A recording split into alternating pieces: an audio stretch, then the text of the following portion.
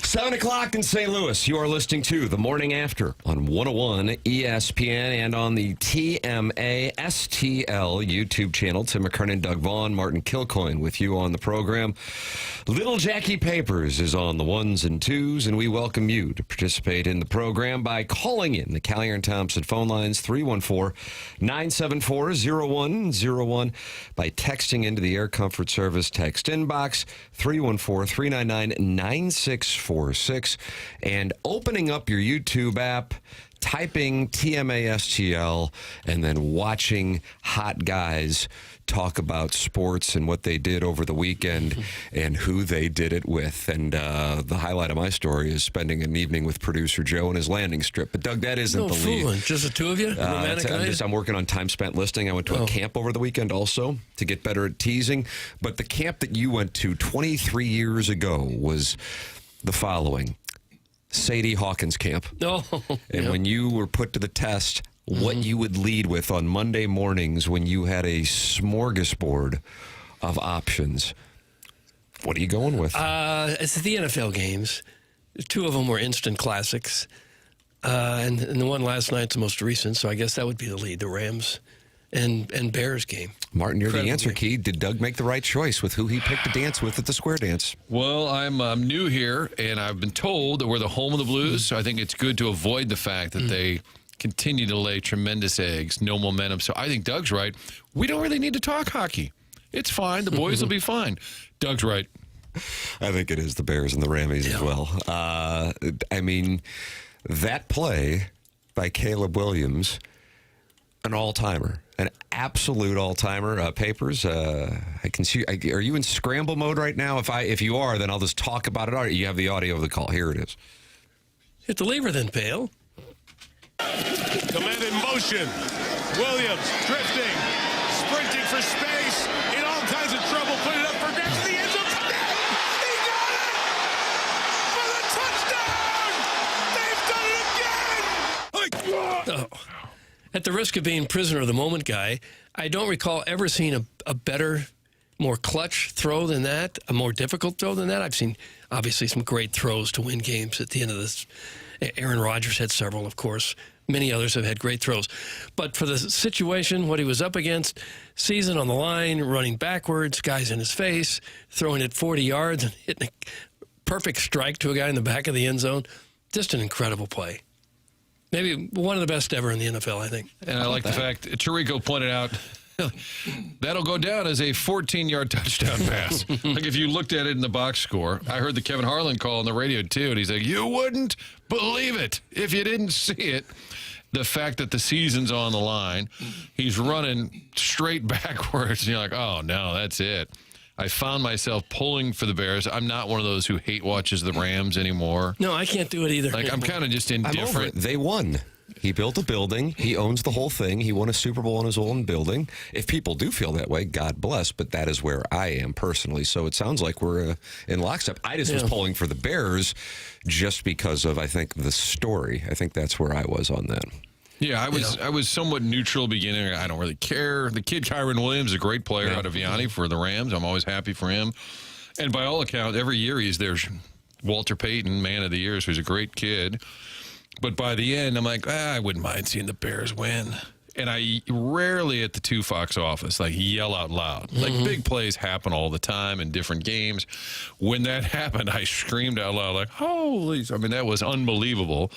Yet, if you're a Bears fan today, you're still talking about that, but it's like, I know, but that's the thing is after that play, you really got to cap it by winning the game.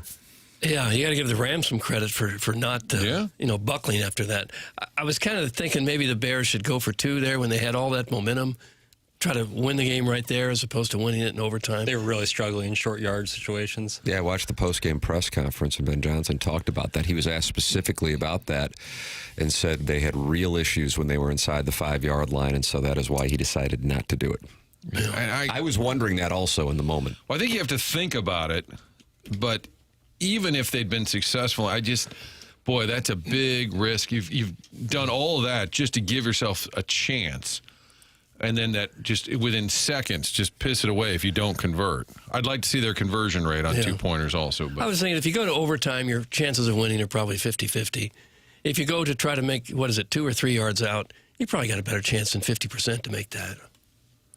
Look at Doug, gambler. Good for you. Go for it. Roll the dice. Fascinating game. And even some of the clock stuff late. When do you call the timeouts? And if you're the Rams, would you have called some timeouts when they got down inside the 20? Because it doesn't really help the Bears. I mean, if you get the ball back, you'd have some time. If they score, they score. At some point, they'd be out of downs. I love looking at the clock management. Al Michaels was always the best at breaking down the clock management. But in the end, Doug, the Bears, Tim, is that their Pujols moment? Like an unbelievable postseason? Yeah. I was thinking the same thing. I mean, if you win that game and win that series, I should say, then it becomes an all-timer. But it loses, I think, some of its luster in the scope of history, not in the moment, but in the scope of history, because they wound up losing the game. The 913, not with a saved name, says that was a Hail Mary throw, not a great throw. Doug, that comes from Gooey Buttercake. Great throw. That's it. I guess he wants to be known as Gooey Buttercake, but you're going to have to wait until 2 weeks from today. That's when Jackson will start updating the text inbox names. Okay. Doug, do you take all of your quarterback critique from Gooey Buttercake? I do. My mistake. It was not It's a good great throw when you're under massive pressure and you have to put it somewhere where the receiver can catch it in the end zone, and he did just that. 15-yarder for Bill. 15-yarder for Bill. He must have known where Komet would be. Yeah. Because the throw was just right there. Either he saw him or he knew where he should be, and he threw it in that direction. The Rams defenders were making a claim that Komet had pushed off, and they were a little slow to show a replay where you could see it, but I don't think he did. I wouldn't have called that offensive pass interference at all. No, I wouldn't either. I would say in that situation, incidental. But amazingly, the rules experts, I think they got it right. That's because, I'm just saying, all of these analysts that they go to. Oh, you say they never criticize the... They always say, well, I want to say, Jim, I think they got this one right. They always say that. I'll be damned if you're going to say a bad word about Gene Steratore. Wow. Hey. All of a sudden, Papers has arrived. And he's right up there with them. Like, well, I think by the letter of the law, they did get it right. They always... And I'm sure we'll get into the Bills game, but the number one critique I had was in that huge call for the Bills, the catch that turned into an interception, why they didn't give it a little more time. And like, they're like lining up on the ball, and McDermott calls timeout. It's like, whoa. I thought that was a catch. All they do is spend hours on replays. You can watch a college basketball game on a Tuesday night, and they'll spend 20 minutes under the hood.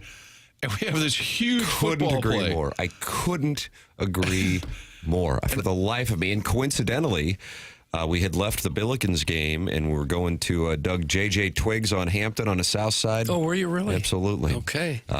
Friday night is pizza night when we did that promotion on TMA. And I was meeting up with Cal Kennedy. You know Cal Kennedy, Sure. the John Wooden of, that Mark Meckler. He's a delight. And John Hartman and the lovely significant others. And Martin, producer Joe. Whoa. Yeah. But en route, I was with my wife and our two sons from the Billiken game.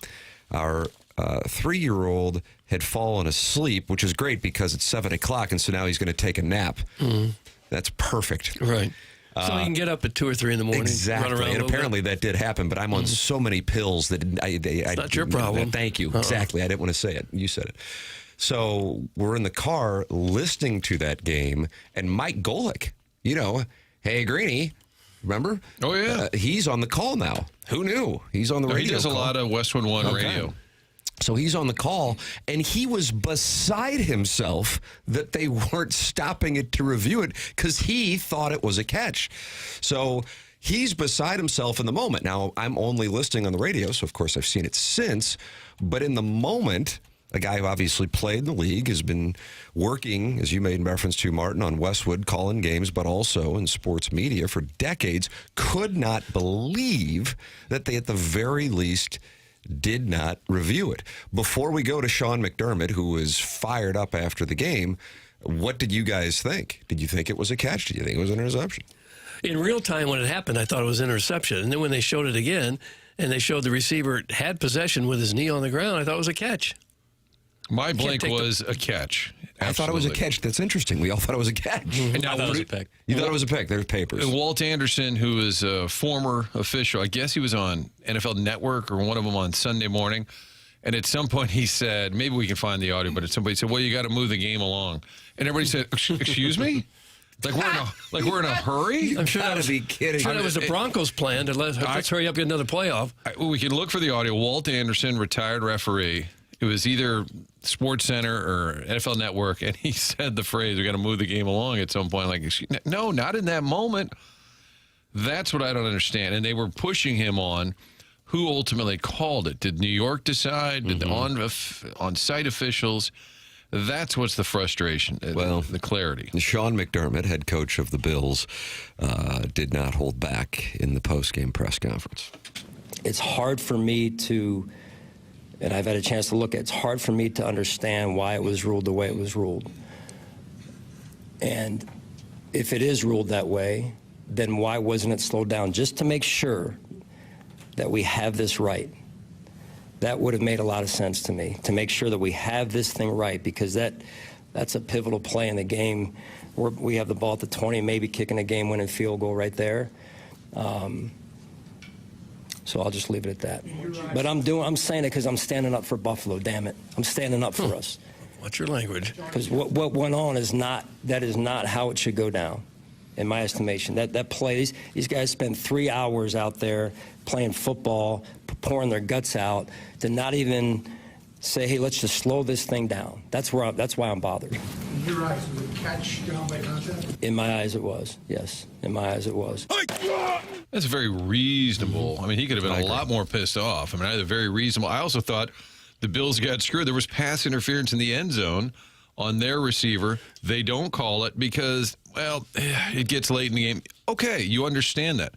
And then when Denver starts driving, well, now we're going to start calling pass interference. I thought the last one on Tre'Davious White was the correct call. But, Doug, do you like the term penultimate? I feel like that's... No, I don't. The just penultimate next to the last. Pass interference call, I thought, was warm garbage.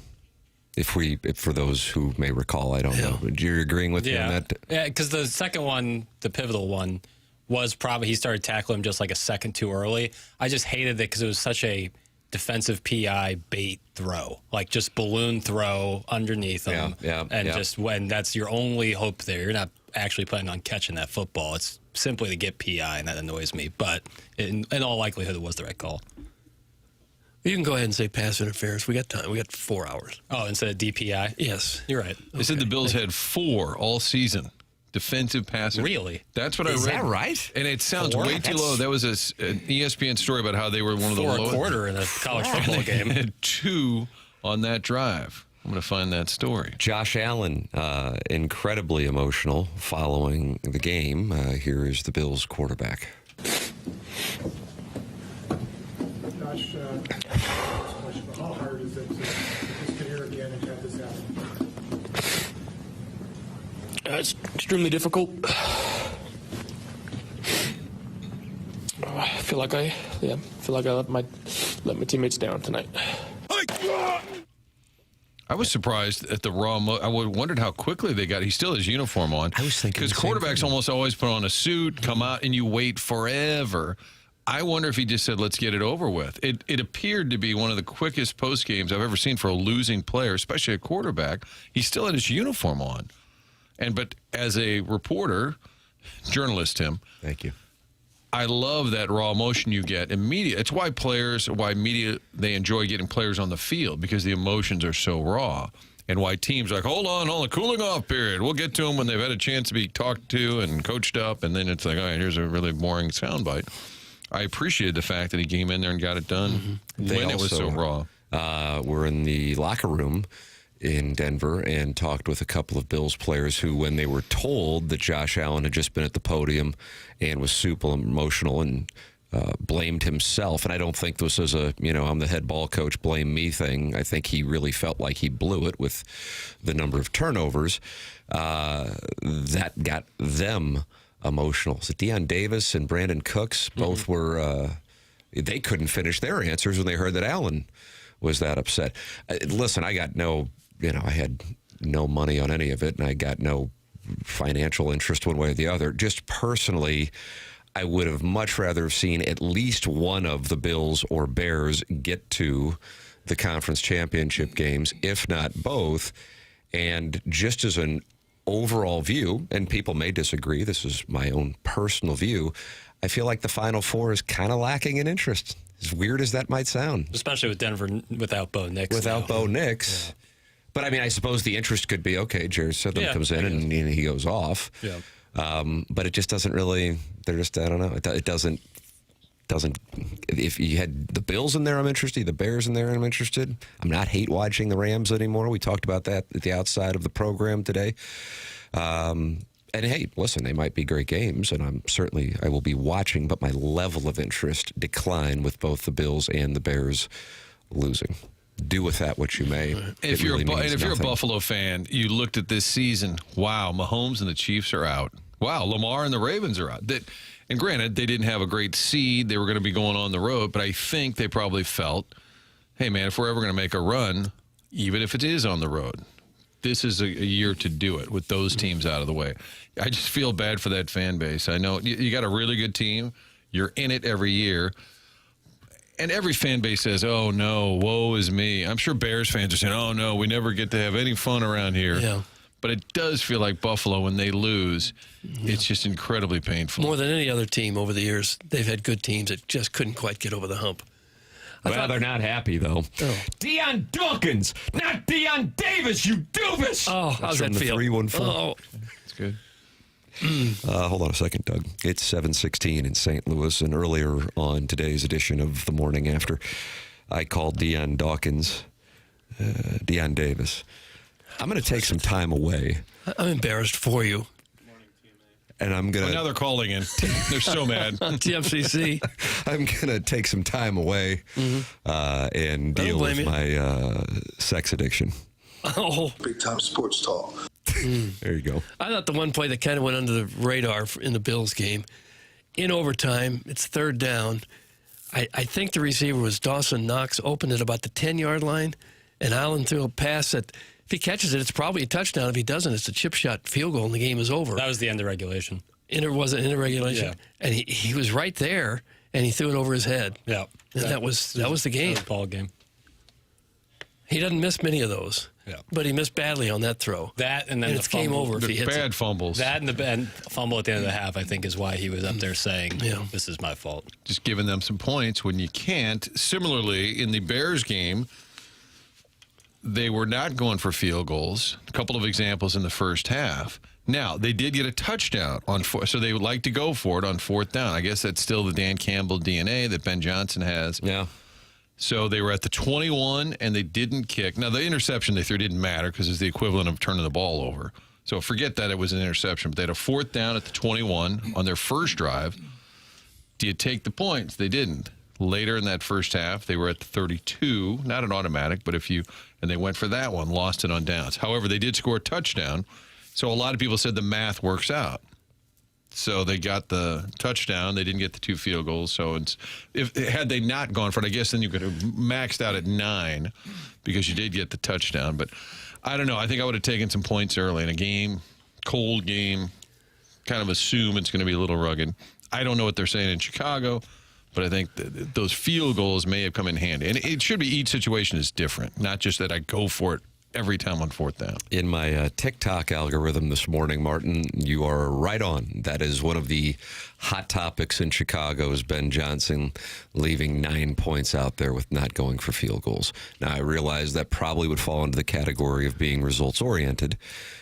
Because obviously he is aggressive, as you made reference, coming from the Dan Campbell family tree. But that is certainly one of the things that they are frustrated with in Chicago this morning. I'd take the points early also because you never really know how the game's going to go.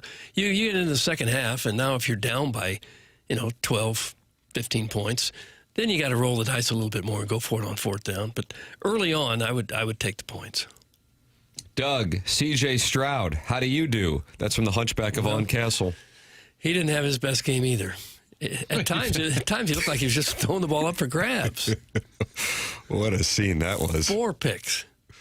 God Almighty! And When the he thing says is, if the Texans would have beaten the Patriots, I would have been like, okay, now I'm interested. It's just kind of. I don't know. Do you guys see where I'm coming from? Or are you? Yeah, I think the interested? storyline of the Bills, the storyline of the Bears would have been way more Just interesting. one of the four would have been. Yeah, Rams Seahawks does nothing for me. Broncos, I kind of like Sean Payton. He's like Chaser's buddy. Yeah. They haven't been in it, haven't been relevant in a while. Patriots, good for them. They've got it figured out. Pretty quick turnaround, too. And I know Joe and Troy spent a lot of time saying, man, you go from Brady Belichick and then you turn it around quickly with Vrabel and Drake May. It's a great story. Don't care.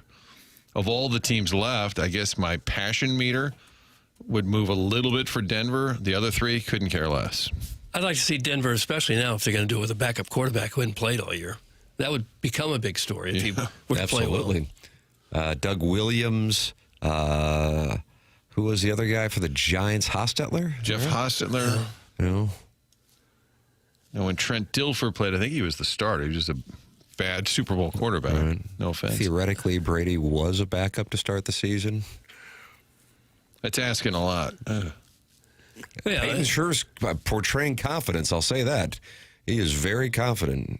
I don't know. I mean, I don't know what else he's going to say, but I didn't think that was just a thing he was saying. I'm talking about this like everybody saw his press conference, but he felt like that they've got one of the best 1-2 punches as far as quarterbacks go in the NFL. So he is very confident still. It had to be one of the more shocking injury disclosures because you didn't think it. You're watching the game. He did the post-game interview with Tracy Wolfson. I thought it was like a fake Adam Schefter account that was tweeting that out. That's saying he's out. Too. Yeah. And he told the whole story somewhere yesterday, Sean Payton. He said, I went over and kind of like hit him on the pads, like, way to effing go. And he said, I don't know, I'm not. And he said, what? And he said, no, he goes, and Payton said, he told him, oh, you'll be fine. He said that I did my post-game press conference. I walked into my office. He said, the GM and the trainer are all sitting there. He said, we always talk injuries. He said, but this was the earliest they'd ever walked in there. And that's when he found out. Then he turned around and went back into the podium to readdress the media with that news. God, if you're a Broncos fan, talk about huge letdown. Nick Foles. How could we forget about Nick Foles? Former Ram, Martin. Boy, he was awful when he was here. Charlie Marlin said it's the worst quarterback I've ever seen. We were sitting in the press box. Oh, we had some bad ones here and there for a while. But he was horrible. And then he goes to the Eagles, and he's a Super Bowl champion. And obviously, Warner came off the bench to have one of the best seasons any quarterback's ever had. But he had the whole season to get ready for it, too. This guy's got How 1 pissed, week. though, do you think Alan Craig is? He's probably How about mad that? about it, too. If he's a Bronco fan, he's furious. Bears fan, hopping mad. Papers, why is Alan Craig so upset? I don't know. I was just curious. Just in general. What was the question? You know, how do you think he feels? We don't ask him enough. That's a great. agree. I just saw him last Thursday. Alan Craig. Yeah, he was at the event that you were at. I forgot to ask him how pissed And that's he was. where somebody wanted to flirt with Doug via pass note to you? Yes, and it's still right sitting there. here. Doug, you got to answer. Just still sitting What do you here. think Jamie Rivers thought of that when he saw that? Just wish he'd left a Or phone Senator number. Schmidt. He was sitting right in front of him. Good God. Isn't Craig a coach for the Padres? He works for the pod. He said he's like a special assistant to the GM, so he's kind of involved, but he's not a day-to-day coach. Okay, so maybe he's a Rams fan. Maybe he's very happy and he's not upset at all. That's interesting. Yeah, he lives in that San Diego area. Yeah. Doug, good news. The phone lines are loaded up here on a Monday morning. Many people not working today for Martin Luther King Day. So you can settle in and spend your off day with us here on TMA. Call in 314-974-0101. I'm sure a lot of ladies want to tell us what they did this weekend, and that's traditionally what goes on this program on Mondays. 314-974-0101. Callier and Thompson phone lines. And, of course, you can email in for our Design Air Heating and Cooling email of the day. Down the stretch we come here as we're in the second half of the month, and you've got 10 more emails of the day to win the $10,000 HVAC system from Design Air Heating and Cooling. And still, by one email win, the incel from the other side of the couch is in the lead. But if you had to lay odds right now, you'd have to think somebody like Carlos Spicy Wiener or Buck Swope or Shooter McGavin or that upstart Cougar Hunter Jake. Oh. is going to catch up with the incel from the other side of the couch. You just see it, Doug. You just see it, and you just feel it. 10 more emails to go. The incel from the other side of the couch leads the Design Air Heating and Cooling email, the month standings, and the winner, after it's all said and done, will receive a $10,000 HVAC system from Seth Goldcamp and his team at Design Air Heating and Cooling. That Shrimply Pibbles reached out to me. You know Shrimply Pibbles, he sends in pictures of his wife, but he stopped doing it because I picked Mississippi State against Missouri. Or he doesn't have a wife. Oh, no. Well, anyway, his HVAC system wasn't working yesterday. Oh, no. And he emailed me like at 7:30 to see if I could connect him with Seth Goldcamp. I see my email like at 9:15, and somebody, I think it might have been that Adam, too, because he's bold and daring. He sure is. Came over and fixed it up real nice like for him, just like that. That's how I they like do that. it. That's That's how they Design do Air it, Heating yeah. and Cooling online at designairservice.com.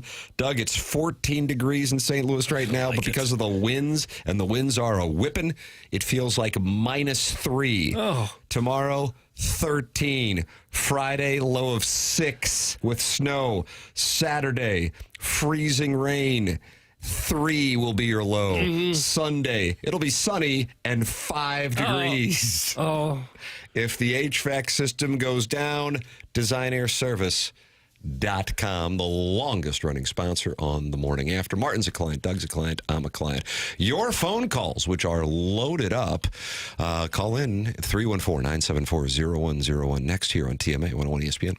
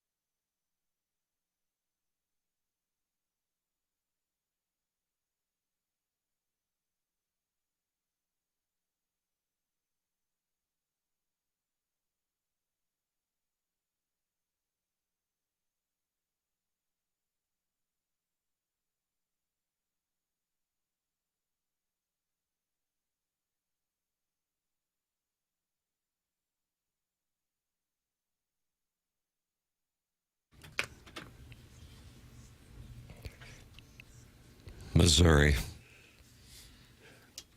in Baton Rouge, the Blues in Edmonton, the Cardinal winter warm-up. Just et al. Et al. I like that. It's TMA 101 ESPN. It is Monday, January 19th, 2026. Tim McKernan, Doug Vaughn, Martin Kilcoyne with you on the program. A gentleman by the name of Jackson Burkett is on the ones and twos, and Chairman Kurt is handling the phone lines at 314-974-0101. Healthcare Evolution, the sponsor of our 7 o'clock hour on TMA. Healthcare-evolution.com is where you can find our sponsor of the 7 o'clock hour, and what they are doing for TMA listeners is wonderful. What, you're going out to see him this week, Doug? Friday. And then what are they going to be looking at? The shoulder? Oh, hopefully everything. Everything. Every moving part on my body, but the shoulder specifically. Here is the deal. It's Healthcare Evolution online at healthcare-evolution.com. You know what Healthcare Evolution can do. This is an opportunity for you to get fixed up if you are dealing with an injury and get the results of what actually is causing your problem the same day and get treatment the same day, not waiting months. They have helped so many people already. Owner Logan Taylor texted me this over the weekend. They helped a listener by the name of Scott get back to lifting weights just by going out there and getting examined and then also getting treatment. A listener getting back to playing hockey. Lady by the name of Nicole got back to coaching cheerleading with her daughter. Golf, tennis, soccer, softball. What do you need to get back to? It's ultrasound guided precision placement regenerative treatments right where your body needs them. How can Healthcare Evolution help you get back to living your life? They can do it, and they can do it today. Healthcare-evolution.com. That's healthcare-evolution.com. The 7 o'clock hour sponsor here on the Morning After. So many things to talk about. The first 20 minutes of the program on the weekend's NFL games tonight. We've got Miami and we've got Indiana, and Doug, Nevin Shapiro. What's he done? He's got that podcast. With sound effects. Oh, this is the Miami guy who doesn't like being disrespected. Well, it's Dan Lebitard and Nevin Shapiro. Nearly undid Frank Haith coming to Mizzou before he ever coached a game. That's correct. So what's he got this morning, Jackson? A lot of respect for Indiana. Their Cinderella ride's over. It's over. Compliments of the U. Gosh. Why the dramatic music? That's what QFTA needs, Jackson, after we go 4 hours. I need you to put threatening music in. Especially after a big take, after a really hot take. Like that. Some very emotional music. What about that sinister laugh? Not even. It's just like a nose snort. Why does he think him being a tough guy is going to have any bearing on what happens in this football game? And all of these TikToks I see for the preview of this podcast is just, it's like 15 seconds of him, of the simplest platitudes and then dramatic music. Yeah. I don't get It really drives home the point. Yeah. He's just in sunglasses. He is in sunglasses, Martin. You would really like it. I can't wait till the outcome. No matter what. And then Lebitard. Oh, I hope they get if they get rolled like 42-7. Oh my God, Lebitard's. I don't know how they're going to do a show. I'm operating on the premise that if Indiana wins, it's likely they win big, and if Miami were to win, they're going to have to squeak it out. Are we in agreement on that, or? Yeah, based on what we've seen of Indiana, like them getting blown out, just doesn't seem like it's in the cards. Them blowing out Miami seems to be. I have vested interest in that. Oh, is that right? What do you got going on? Alternate spread. Oh, alt spread. What are you lying on your alt spread? -13.5. Indiana minus 13.5. The papers. Yeah. Well, play big or go home. Hear that, Martin? Play big, go Play home. big. Now you need to give me a sinister laugh, son. That dramatic music. Put on Sneeze some into the mic. sunglasses. During the break at some point, we need to find some very dramatic, haunting music and play some of that over one of our segments and see if it helps. All right, I can do that. And you don't really have to say anything significant. As you heard, you just say, Indiana, good squad. But it's all about the timing. Like after the take is the big crescendo. Bum, bum. Good squad, good luck. I don't know if this would fall under the category of so what'd your grandma think, but Kurt Signetti and Mario Cristobal yesterday sat down and met with the media before tonight's college football playoff championship game. And Doug, you'll want to hear these thoughts here. Okay. What a national championship would mean for each of your programs on Monday. It'd mean we're the national champion. Coach Cristobal? Thoughtful answer. It would mean we're the national champions. For heaven's sake. Oh, wow. Listen, if you don't want to be there, just stay home. It's almost as if they rehearsed that. And then they nodded to each other. Did they? Yeah. Fist pound? Not that hard. Is it that hard just to give a 15, 20-second answer? Is it really that hard, or do you just always have to be the tough guy? Maybe what would it mean has gotten a little tired, though. Maybe you need to do better. I'm not a big fan I'm not a big fan of what were you thinking? Like when somebody hits a big home run or throws a winning pass, what were you thinking? I was hoping to win the game. How about what goes through your head? Yeah. What if some really dumb guy said, "Oh, not much"? Tim, I'm sorry, but I hope Miami loses by 30. That's from the Hunchback of Vaughn Castle. Doug, I have financial interests in tonight's festivities, and we have to make a determination on how we at the Tam Avenue Capital Partners, and now we have more than 500 people who are employees at the Tam Avenue Capital Partners running numbers. I did notice that the spread went from 8.5 down to 7.5 yesterday. I have no idea what caused that. Usually it's somebody making a money move with credibility. It is down to 7.5 this morning. But the Tam Avenue Capital Partners are going to have to lay $320 just to win $100 on Indiana and the money line. So we're going to be put to the test here on our spreadsheets. But that's why we have 500 of the best and brightest. A lot of journalism school people. All running numbers so you can make a better bet? That's correct. That's what's happening. That's correct. That's why it makes fiscal sense. And it doesn't come down to a call, because so many of these NFL games, it's always about a call, a debated call every year. What's a catch? Was that a catch? I just hope. And the last time Miami and it was Ohio State. Remember the big game? Oh, yeah. So they've run into this before. I just hope we don't have a zebra deciding the outcome. Yeah, I'm sure the Zebras hope that too. That's the last thing they want is a call like those interception calls, to have to make a decision on that. I mean, you could look at it 100 times and never really know for sure what the right call is. Here's the stat. Kevin Seifert, ESPN, was breaking down all of the big moments in the Denver-Buffalo game. He said the Bills are usually good at straddling the line. He's talking about pass interference. They were tied for the fewest defensive pass interference flags in the NFL this season with 4. Isn't that hard to believe? The whole season. 4, and then our guy had 2. God, that is unreal. When I saw that, but this guy is a rock-solid NFL reporter, and it's a whole column breaking down all the big moments, and he said they were tied for the fewest DPIs, Doug, with 4. We welcome you to give your thought. That's an incredible statistic. 314-399-9646. That's the Air Comfort Service text inbox. And 314-974-0101. Collier and Thompson phone lines. It's the healthcare-evolution.com. 7 o'clock hour here on the Morning After 101 ESPN and the TMA STL YouTube channel. Doug, the Baldwin Beer Bitch is on the Collier and Thompson phone lines, and that's who we're going to start with here in this segment. Hello, bitch. Hey, Doug. Hey, you really got to stop leaving the stretching block of Orange Theory, Doug. That's not going to work out well for you if you keep missing the stretching part. The stretching block? What's Orange Theory, Doug? She's saying you're over there working out, are you, early? Yeah, he's at the Orange Theory, and then he runs out of the stretching block like he's too cool for us. So. You and the Baldwin Beer Bitch work out together? I have never one time set foot in an Orange Theory. Work, bitch. You're in there. All the Kevin Miller emails. You're always there working out with Derek. I've never been there. Dude, we get it. You work out, guy. All right, Doug, let's not be so angry. It's Monday morning. Okay, so. sorry. Hey, good morning, Tim. I just want to thank you for inspiring the Billikens on Saturday. So no problem. I'm happy to do it.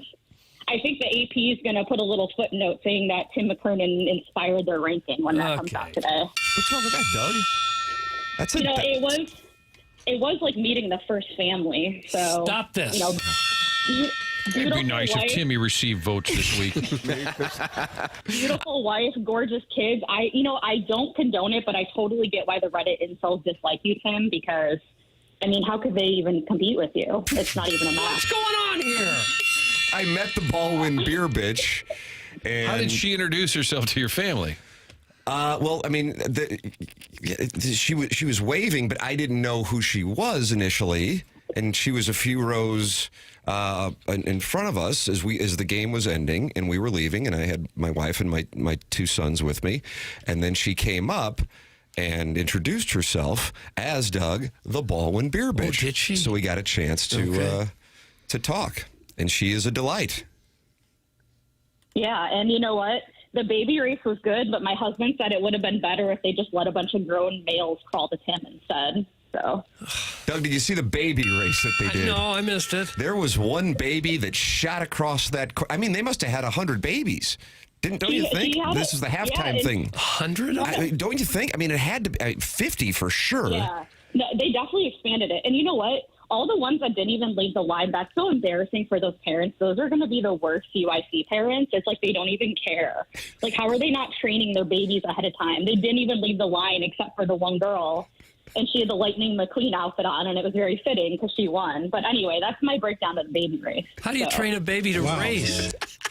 Like Jackson said, you put a little treat or something. You put little puffs or something. Yeah, I don't know. Greyhound race. You got to motivate them. But anyway, Tim, I did want to, since you're looking for ladies to call in and give their weekend recap, we did go to the Gramophone after. Oh, Gramophone. Mississippi Nights Club, if you please. Maybe with some red hot riplets to wash it down. Yeah, don't play. Yeah. No, it was pretty good. So on that note, KG, I think you guys were talking about it, but since you're the culinary expert of the show, would you agree, KG, that the Cuban is the most underrated sandwich? It's a great sandwich. I almost said the B word there, but yeah, it's a great sandwich. Underrated, though? Can you agree with that? Yeah, I would say it's underrated. I don't think it gets the love it deserves. I don't think enough people want to. Good kielbasa. Sorry, Craig. Cut you off there. I just don't think enough people step out of their comfort zone. They just like plain chicken on white bread with a saltine on the side. Sure, you get what you like. Taking shots at Doug. Okay. Boy, you're really full of the old Ned. Cut that off. Boy, I like that term. All right. I want to make this quick because I know the listeners are probably spiraling. But you know what? I have been entranced by Heated Rivalry all weekend. I watched all 6 episodes. Did you get a chance to watch that, Martin or Doug? Chance to watch. I'm sorry. I was reading all the hate text directed at you. I'm sorry. What did you addressed me and Doug, and I apologize. Did you guys watch Heated Rivalry yet, the HBO show that's been sweeping the nation by storm since December? Heated Rivalry. No, I have not seen it. I was watching live sporting events instead. Well, this is like, it's really getting me into ice hockey, you know? I even told my husband, I'm like, I think I want to go to the Boy Aquarium, but he assured me that the players probably wouldn't be making out on the rink. So that might ruin that for me. But anyway, Jackson, if you do a movie, boy, I'm happy to step in and contribute to that one. So okay. Yeah, I know that the guy who made it is the same guy who made Letterkenny, which is just quality Canadian programming right there. Letterkenny? Oh. Letterkenny. Letterkenny? Baldwin Beer Bitch, give Doug a quick synopsis to entice him to watch Heated Rivalry this week. It is about love-stricken hockey players who have a long-term secret romance and they can't come out of the closet. This is not NHL players, just a totally made-up show. It's a made-up league. It's the major hockey league, I think. It's Major League of Hockey. And they have, like, the Boston Raiders. It's made-up teams, but it's basically NHL adjacent. Sounds like my Sports Center updates. Okay. Says Heated Rivalry is a Canadian sports romance television series created, written, and directed, follows 2 rival professional hockey players, a Canadian and a Russian, whose on-ice animosity conceals a passionate secret romance. There you with go, each Doug. other? Yeah, When is it okay to kiss a guy? Doesn't sound like what I'd be interested in at all. Just picture Sidney Crosby and Ovechkin falling for each other. So you're getting on the verge of kink shaming. Well, I would absolutely kink shame that. Way past the verge. All right. Well, that's enough. The audience has heard enough from a woman. I'm going to go make some sandwiches, but good to talk to you guys. Have a great week. There she is, Doug, the Baldwin Beer Bitch. A pleasure to meet the Baldwin Beer Bitch following the Billikens game and her gentleman. What do you call it, gentleman caller? Yeah. Orson Woods Wacko said she should call in when she's inside 270. She's right there at Baldwin. This is a Central Corridor show. I mean, that's just the way that it is. 314-974-0101 is how you can call in and share what you ordered at Gramophone, and also make a recommendation for Heated Rivalry to Doug, and he's going to do a review on Movie Boy with Jackson. Does it sound like a show I'd be interested in? No. Of all the things that are on television? I've heard about it. I haven't seen it. I've heard about it. And honestly, when I first read it, I thought, boy, Doug would hate this. Yeah, I would. Somebody said Brokeback Mountain on ice. That's what it sounds like. Harrison's brother Master is not giving it a positive review. That sounds like the worst show in the history of time. It does sound horrible. I might have to watch it now. If Harrison's brother Master's so against it. Let's see. Wow, yeah, the text, Martin. Not positive, unfortunately. Well, usually they are. No, they're almost never positive. The volume here speaks loudly about what the fan base thought. Probably about 95% to 5% negative towards the BBB. However, Martin Sweatervest says, I'd like to be in an alliance with the BBB. Oh, wow. There you go. There's one. Beer Bitch will form an alliance because Sharon and Clayton formed one with Harrison's brother Master and the self-made stay-at-home Ledoux mom. So alliances are being formed in the Air Comfort Service text inbox 314-399-9646. Then you got the Michelob Ultra YouTube chat. 170 friends are gathered here on a holiday watching the program, and in there recommending sandwiches to each other. Jeremy Hodge is talking to John Scores, who's talking to Too Fat to Kayak, and Bob Lucier, and the J.C. Penney chat support is in there. They're all talking it over, and you can too at youtube.com/TMA. STL. Michelob Ultra, 95 calories, 2.6 grams of carbohydrates. It's only worth it if you enjoy it. And, oh, it's so wonderful to enjoy a victory down there at Chaffetz Arena, have a couple of libations, just a couple of libations, and then head over to the south side, have some pizza and wingy at JJ Twiggs, and talk it over with the wonderful people from the St. Gabriel Parish about the 7th grade tournament, and kind of do a preview of the brackets. You're talking to the Fixers? You're out of line right now. Okay. You're out of line. And, of course, producer Joe, who left the bar because he was pissed off that the Bills lost. I gather he had action. Are you aware of that, Joe? Or Jackson, I'm sorry? No, but I imagine if he was leaving pissed of a game he has no interest in. So, but he lives pretty close to it. And I said, hey, I was out in the car with a sleeping child. I'm in the bar now. Come on back. And sure enough, he came on back. Producer Joe. Oh, really? Back in action. He just had to gather himself a little bit? Walk off a little steam. Walk off. Yeah, he and Josh Allen needed some cool down. Was he resting up because of the Rascal Flatts show the next day at Enterprise That's right. Center? You said that. Martin said to text me and Joe about Rascal Flatts having audio issues at their show at Enterprise Center. Doug, did you get a chance to go to the Rascal Flatts? No, I didn't. Hey, audio issues way better than falling through a trap door. Post Malone. Yeah. Posty. So you were at the game. I was looking at Kellen Thames because I was thinking every box score for him, it had to be insane because he makes every shot. Now, high percentage, steal, layup, dunk. But these are his field goal, the ratio, last handful of games. 6 out of 8, 7 out of 9, 3 out of 4, 7 for 10, 4 of 6, 7 for 8. He's got a 6 for 6 in there. High percentage shots, but his field goal percentage just off the charts. He should shoot more. And they still manage the minutes, plays about 20 minutes a game. Yeah. And comes off the bench, and he's, arguably, I guess, their best player. I would say that the Billikens will be, I'm going to go 22 in about 5 hours, 4 hours. Breaking into the old rankings this week. Top 25. 17-1, 11 in a row. Now, of those, and immediately I said something Saturday on X that they dominate. 17 wins, 15 by double digits. Immediately people said, they haven't played anybody, they haven't played. All right, here we go, the whole thing. Well, it looks like you're not playing anybody when you stomp everybody. And talk about Thames. I see 7 players had more minutes than him in the Richmond game, and yet he still led the team in scoring. Papers, Missouri losing, SLU winning. Does it change any of your opinion that no? No, one game is too. It's not even fun to compare it. I think it does both teams disservice. Yeah, it's both teams. I mean, Missouri obviously lost one that they absolutely should have won in Baton Rouge, but SLU keeps Which one was worse, the Ole Miss loss the previous Saturday or the LSU? Ole Miss loss, because that's just free throws. Like, you just make your free throws, it's fine. LSU, you started out ice cold, and it's hard to come back. But SLU just keeps winning in a fun way. They're a fun team to watch. They run a fun offense, ton of scoring, a lot of fun players. So they should be nothing but heralded. You shouldn't compare them to Power 4 schools because it's just too hard to compare because of the teams they play. But the teams they do play can only play their schedule. They dominate, so they absolutely deserve to be ranked. It's great for the city. I think all 3 local teams being in the mix is incredible. So I'm not going to spend time comparing. 4 of the 5 teams ranked 20th through 25th lost, by the way. I guess that'd be 5 of 6. I apologize. Lost this past week. So I don't know how much the Billikens will move up, but a number of teams ahead of them lost, including Utah State, who lost to Grand Canyon, which is one of the Billikens' wins.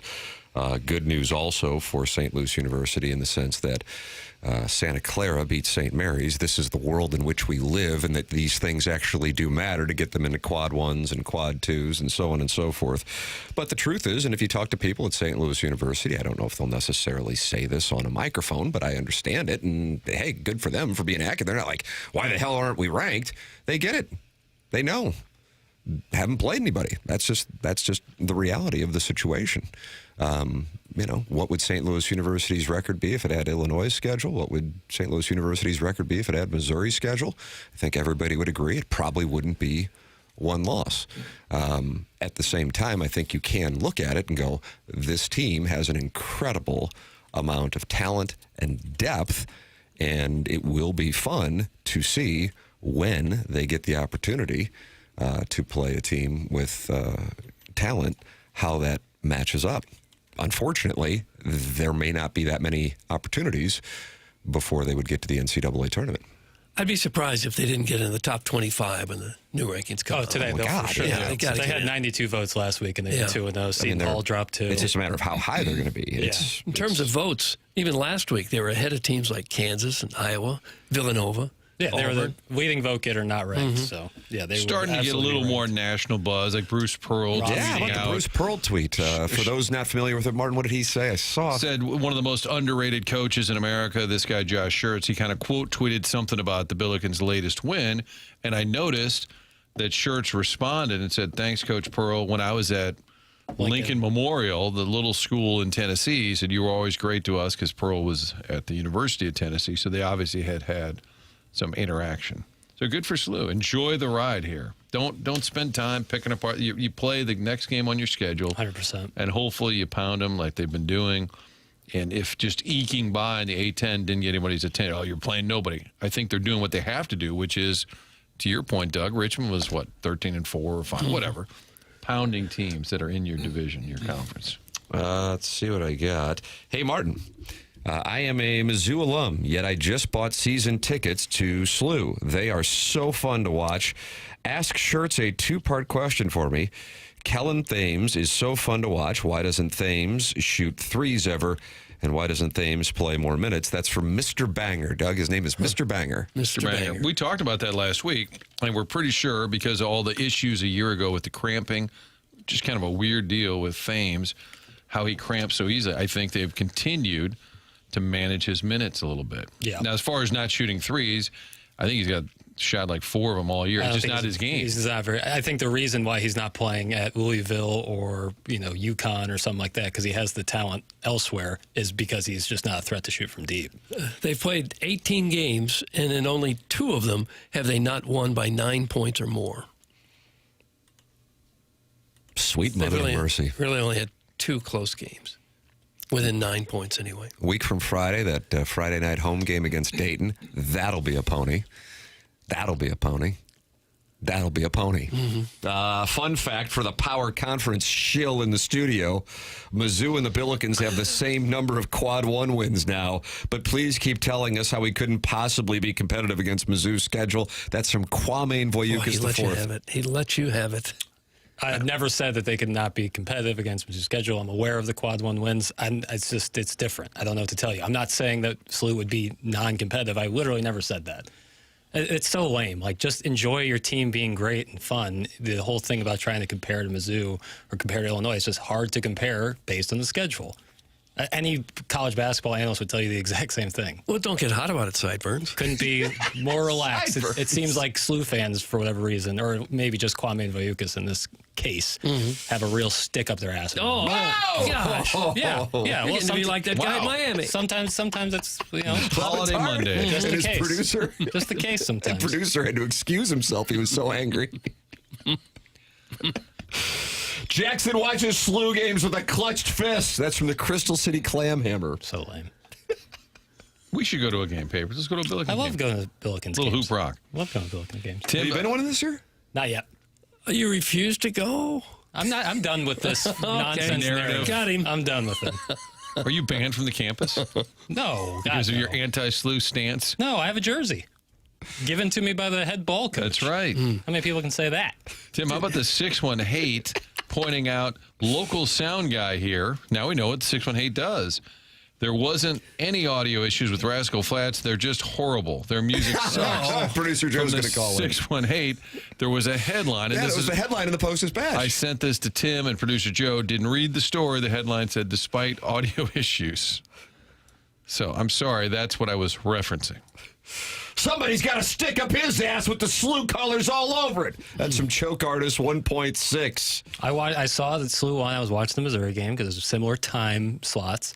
And I was fired up that they were winning like they were. My brother was at the game. They got the free Shake Shack burgers. It was great. Oh, yeah. I hit the Shake Shack burgers last night. Yeah. My young nieces got to get their Shake Shack and get to watch SLU a little bit. It's great. It's great. I don't understand. What do you have to do to get this burger? The Billikens have to score 80 points. Yeah. And then if you have a Okay. ticket, then you show it, and there you go. I think the next day. I think I did That's the right. next day. And Yeah. so I've been doing a lot of Shake Shacks because I've been doing a lot of Billikens, rah, rah, rah. And then I go down to that bar down there after the game and have myself a couple libations, and it just couldn't be better. That's great. We ought to go on the that Dayton game, and then I'm we can gonna have some go. I'm libations. going on the Let's have some 30th. cocktails Let's afterwards. do it. Let's figure out what the word is, huh? It's a 6 o'clock tip. Get down to that Lorenzini's about 5. Is that There we go. Friday the 30th? Have a Friday couple the scotches, 30th. Doug, I'm in. huh? Count me in. You're in. Count me in. All right, here we go. Count me in. Now, at the Fordham game last week, they were sitting on 78, and I think that Shirt said, no. Like, the players like, should we go for the Shake Shack, get to the 80? And it was a bad low. He was like, no, we're not doing that. Shirts would probably rather buy everybody Shake Although Shack when than you're do that. in a situation like them, like beating teams by, like if you're like up 19, beating teams by 21 looks better than beating teams by now, 19. they were up 22, Okay, so I think he was yeah, like, it's we're different.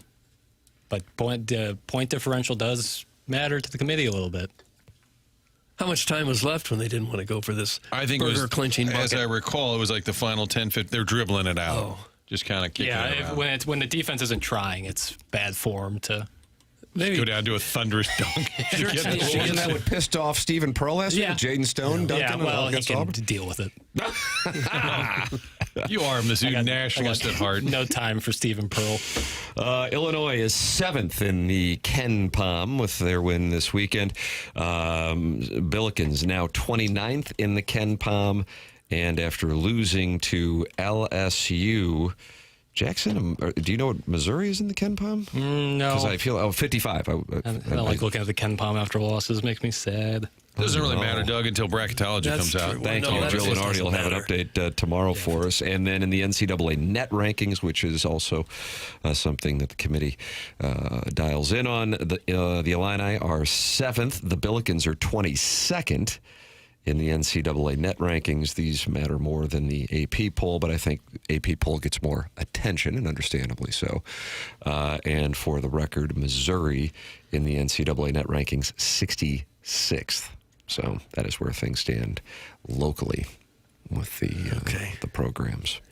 The AP poll is done by the writers who don't watch all the games. We learned that during the football season. That's correct. Well, she said she had a process. She didn't really want to break it down. How could anyone watch all the games? But at least No they do one it Mondays as opposed to Sunday. The Games are Sunday still at going noon. on. Sunday at noon, college football games ended 12 hours prior. You would need a committee of basketball, sorry. 20 to 30 people watching games nonstop to have a real feel for where these teams should be ranked. How about this? Baldwin Beerbitch in this alliance. I would be honored to have Kwame Voyukas IV in my alliance along with Martin Sweatervest. So an alliance is forming after Harrison's brother Master and Sharon and Clayton formed one, and then the self-made stay-at-home Ledoux mom joined that. Now we're going to have one with the Baldwin Beerbitch, Kwame Voyukas IV, and Martin Sweatervest, Doug. Listeners are pairing up for safety in these troubled times in the winter of our discontent in St. Louis. Speaking of which, friend of the program, I would imagine in Miami right now, Joe Buck, caught hell on the Twitter tweets for making an observation, and this became a national story. We will tell you why coming up as we enter the Fisher Window and Door Store 8 o'clock hour, closing out the healthcare-evolution.com 7 o'clock hour on the morning after 101 ESPN.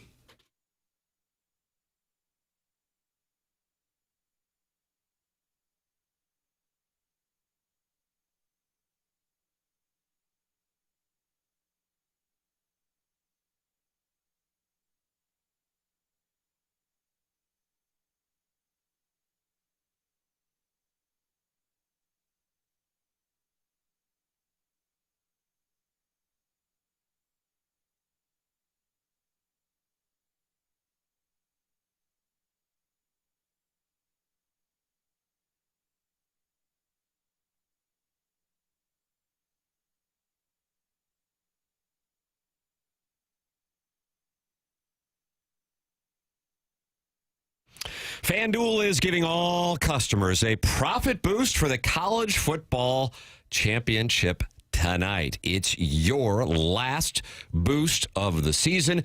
Pick the side you believe in or build a parlay that fits the moment. Then apply your profit boost and go after a boosted payout with everything on the line. Miami and Indiana tonight. Martin, I got a total for you at 47.5. Is there a play you would like to recommend to the listening audience of the morning after? Ship the over. Come on. Wow. Indiana might score 47 points in the first quarter. Come on. Wow. Sorry, Dan Lebitard. Wow. Sorry, Nevin Shapiro. Indiana's coming off a 56-point outing against Oregon. They had 38 against Bama. This is an Indiana team that can score touchdowns in their sleep. The over, please. Wow. Over 47.5 is booked. FanDuel is the best place to get into the championship action, and when you win, you will get paid instantly. So visit FanDuel.com/local to get your college playoff profit boosts today. Must be 21 or older and present in Missouri. Opt-in required. Bonus issued as non-withdrawable profit boost tokens. Restrictions apply, including any token expiration and max wager amount. See terms at sportsbook.fanduel.com. Gambling problem? Call 1-800-GAMBLER.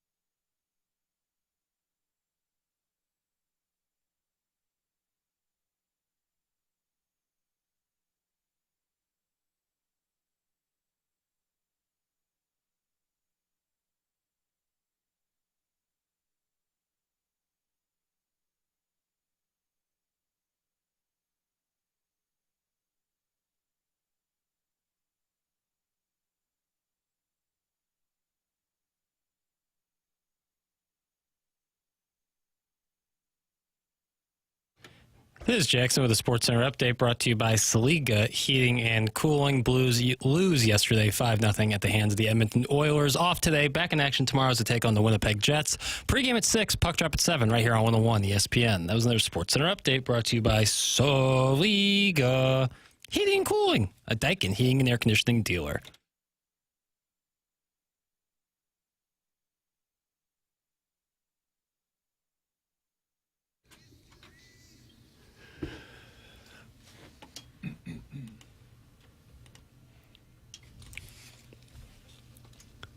You like this one, Doug? I don't mind it.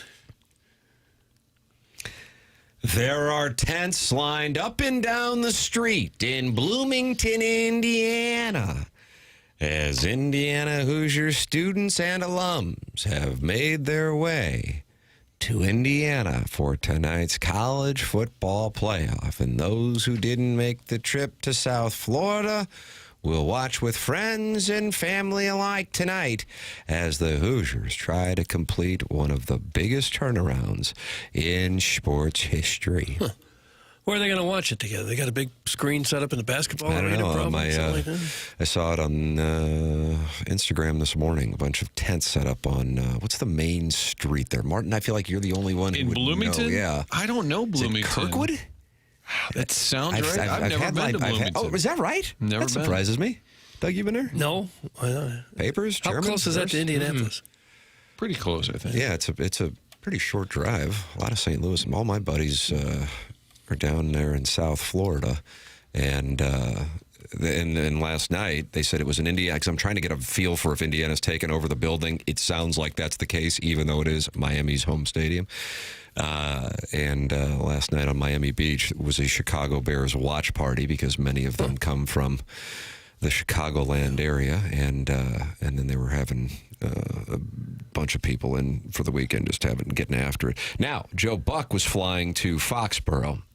Indiana guy, just got to Miami. He tweeted that out late last night after calling the Texans and the Patriots. But before he headed to New England, he tweeted out the following, Doug. It was an empty security area and at Lambert, and he tweeted, "Total mayhem at 11:08 a.m. Saturday at Lambert Airport in St. Louis. We used to be a hub." In the words of Fred Willard in Waiting for Guffman, what happened? Same action they're getting in Blaine, Missouri, I would imagine. And some people enjoyed the tweet. Mm-hmm. Some people did not enjoy the tweet, and were defending Lambert. The gist of it is that there's nobody here, right? On a Saturday. Yeah. You would think there'd be some travel. Do you guys see the picture? I did, yeah, I did. I've witnessed that myself. A few years back, I went to pick somebody up at about 8 o'clock on a Sunday night, and as God is my witness, I was the only person in the main terminal. All of the airline counters empty. The one restaurant up there empty. There was nobody walking through with a luggage. Nobody.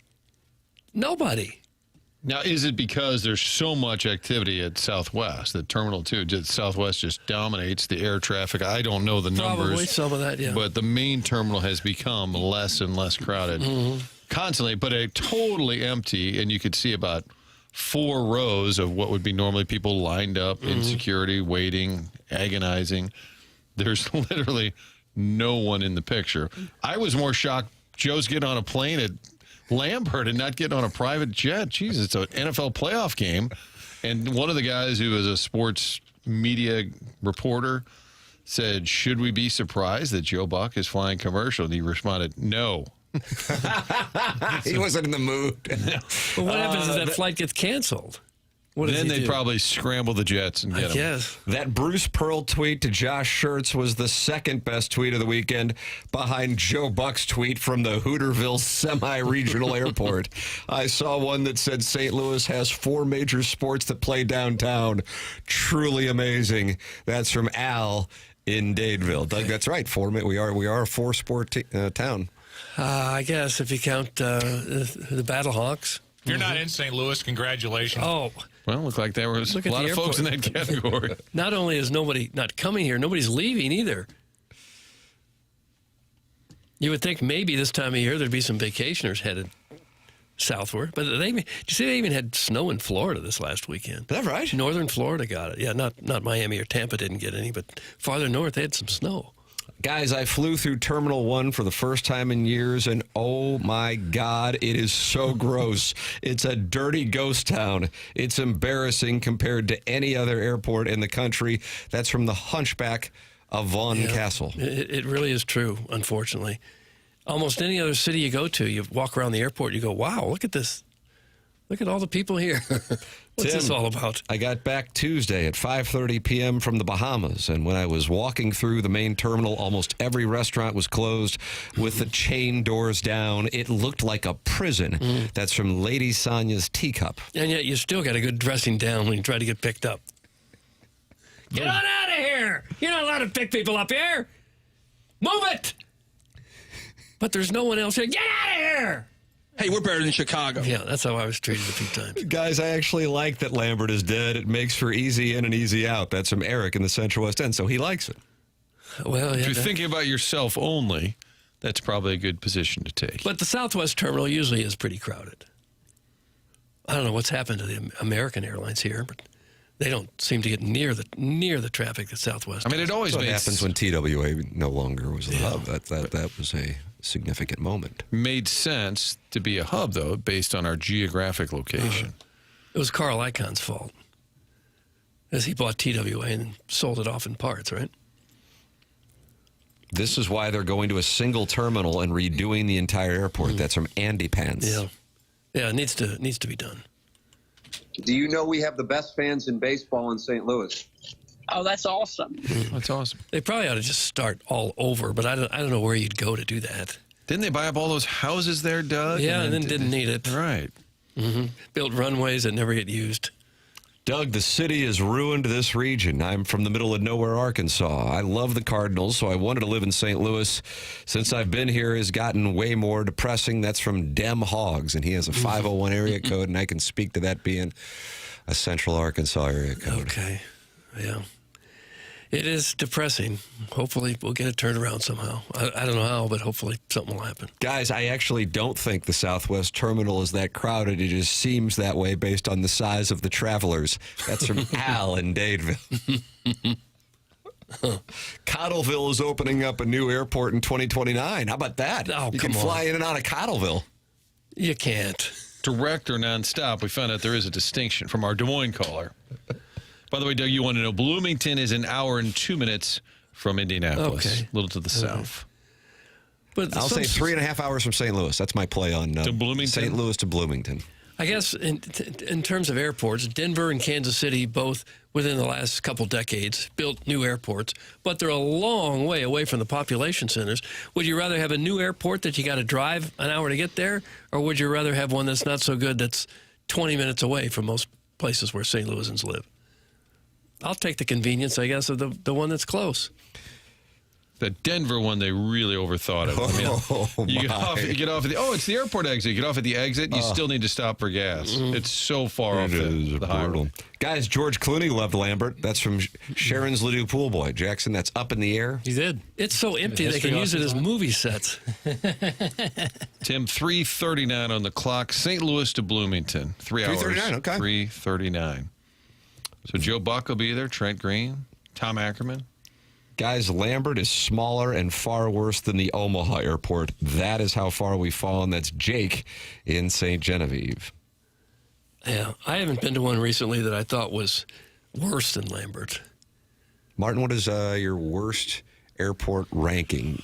For me, LaGuardia and Midway were live, but they've both had some renovations. Yeah, Midway's the one in Chicago where Southwest flies into. Yeah, that was kind of rough.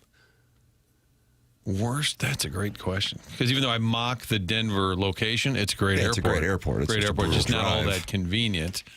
LaGuardia always felt kind of dumpy to me. Yeah, but they've put a bunch of money in and redid it. Same with Newark. Shout out Newark. Shout out Newark. Yeah, we got a lot of streamers in Newark. Bad airports.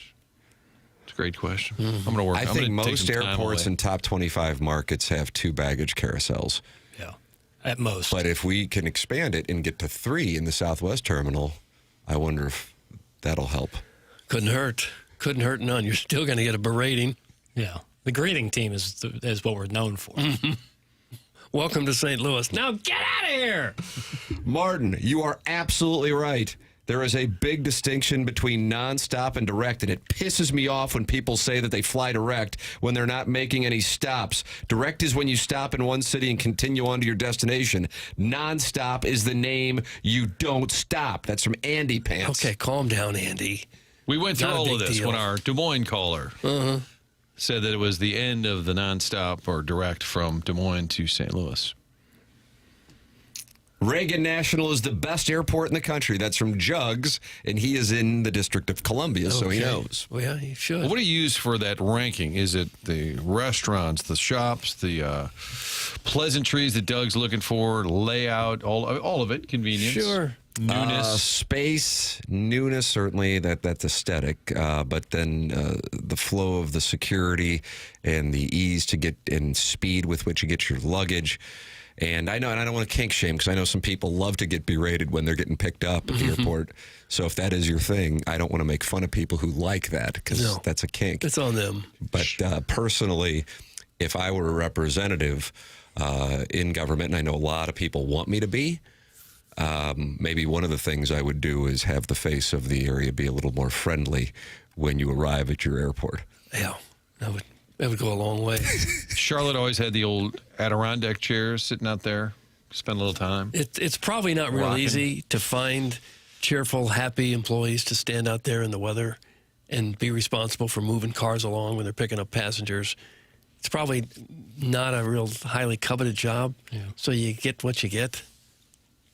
I like the Phoenix Airport. Anytime I've been there, I've had Sky Harbor. Yeah, I've had a very pleasant experience. Really kind. I once left my bag at a restaurant in a different terminal, and my plane was boarding, and a guy in a golf cart saw me sprinting there. He goes, "You need some help here, man?" I was like, "Yeah, can you drive me over there?" He did, like a knight in shining treat. armor. Yeah. Atlanta, now the busiest airport in the country. Yeah, but they got that tram system, move you real quick throughout everything. Yeah. Everyone's got better than us. Yeah. Our entire region's a dump. That's from the total package, and now he's despondent. Well, it's trending down. Well, good news. We'll talk it over with Chris Kerber about the Blues losing 5-0 last night. And that'll Well, a lift little your spirits. pick-me-up. Yeah, it'll be a On pick-me-up. deck. That's coming up. It's TMA 101 ESPN.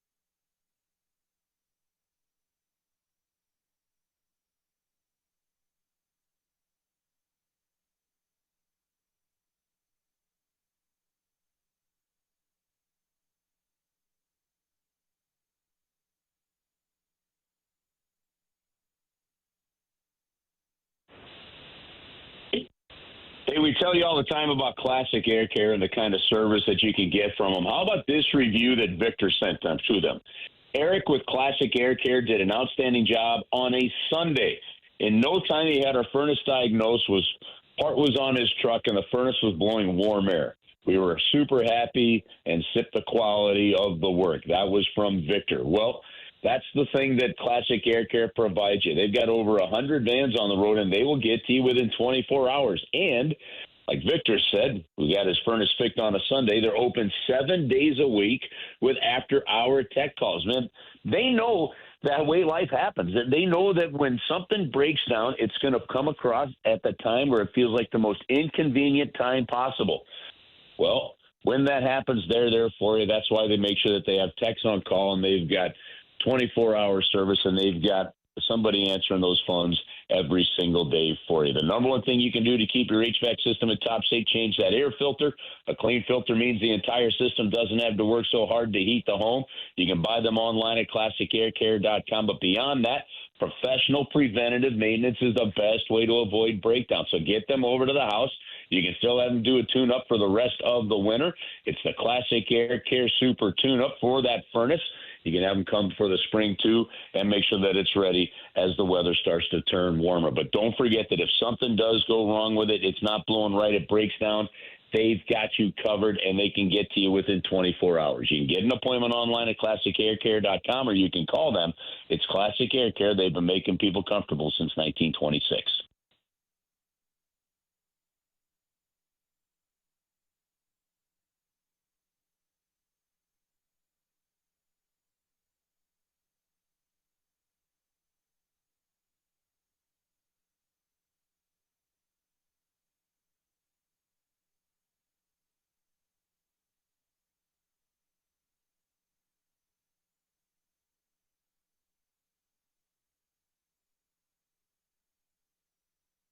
It's TMA 101 ESPN. Fisher Window and Door Store, sponsor of the 8 o'clock hour. Brown and Crouppen, sponsor of the program. Tim McKernan, Doug Vaughn, Martin Kilcoyne with you. And you can watch the show and talk it over with other TMA listeners on the YouTube app. TMA STL is the name of the channel. Subscribe to the YouTube channel. And, of course, you can listen on 101 ESPN every morning from 7 a.m. to 11 a.m. Joining us right now for his traditional Monday morning appearance from Edmonton. Martin, is that the logistics in Edmonton? I believe they stayed over, and they're going to skate at the Rogers Center today before traveling to Manitoba. All right. Martin likes logistics. We'll find out because Chris Kerber is with us right now. Kerbs, are you in Edmonton? We are in Edmonton. There you go. So Martin is right. We are staying over, skating here today, and then flying to Winnipeg after that. And that nice hit on the logistics, Martin. You checked that box. Disappointing last night in a wide variety of ways. Take your pick. If you started to feel it after the thrilling win on Friday, finally getting that win in the shootout, and you're going, okay, man, just beat the Hurricanes, just beat the Lightning. Kind of like the momentum after beating the Golden Knights and Canadiens at home, and then you start off the road trip and have a disappointing performance against Chicago. This one, same kind of thing. Couple of great home wins, and then you have a disappointing performance against the Oilers. And the Blues defensively just didn't have it last night, and the Oilers were able to put them away 5-0. What was your takeaway from last night against the Oilers? Yeah, you know what, Tim? It's a great analogy. It's very similar to actually almost the exact same feeling that it was that loss to Chicago after the couple of back-to-back home wins. So for whatever reason now, what they seem to have at least fixed for the time being with their play on home ice, they haven't seen the same thing happen on the road. Now that can all be kind of fixed a little bit here if you pick up a win in Winnipeg on Tuesday and win 3 out of 4. I don't think anyone's going to be shocked that you lost 1 out of 3 when you're playing Carolina, Tampa, or Edmonton. But what you see is it's the type of losses, Tim, that's there. And this team is now 4-16. That is 16 losses on the season by 3 or more goals.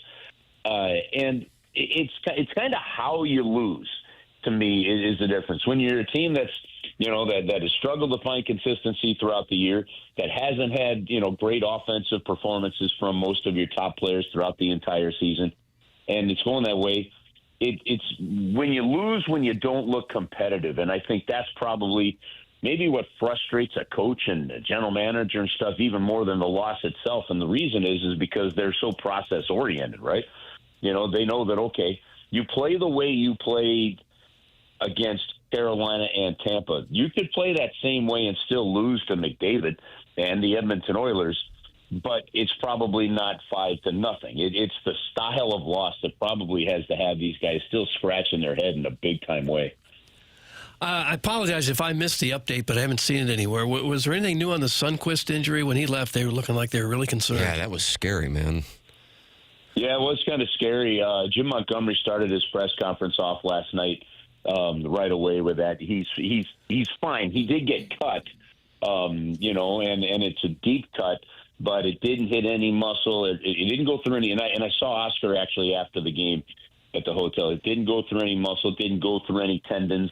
And required just some stitches below the skin and on top of it. But in the end, it could have been a heck of a lot worse. It's going to be painful, sore. He's going to miss a few games. But the good news is those things could end up being so much worse. But he, you know, when he went down, he got up. He said he felt it kind of right away, but he was able to. He got up and he reached down into his boot and he pulled his hand out. He said his hand was covered in blood.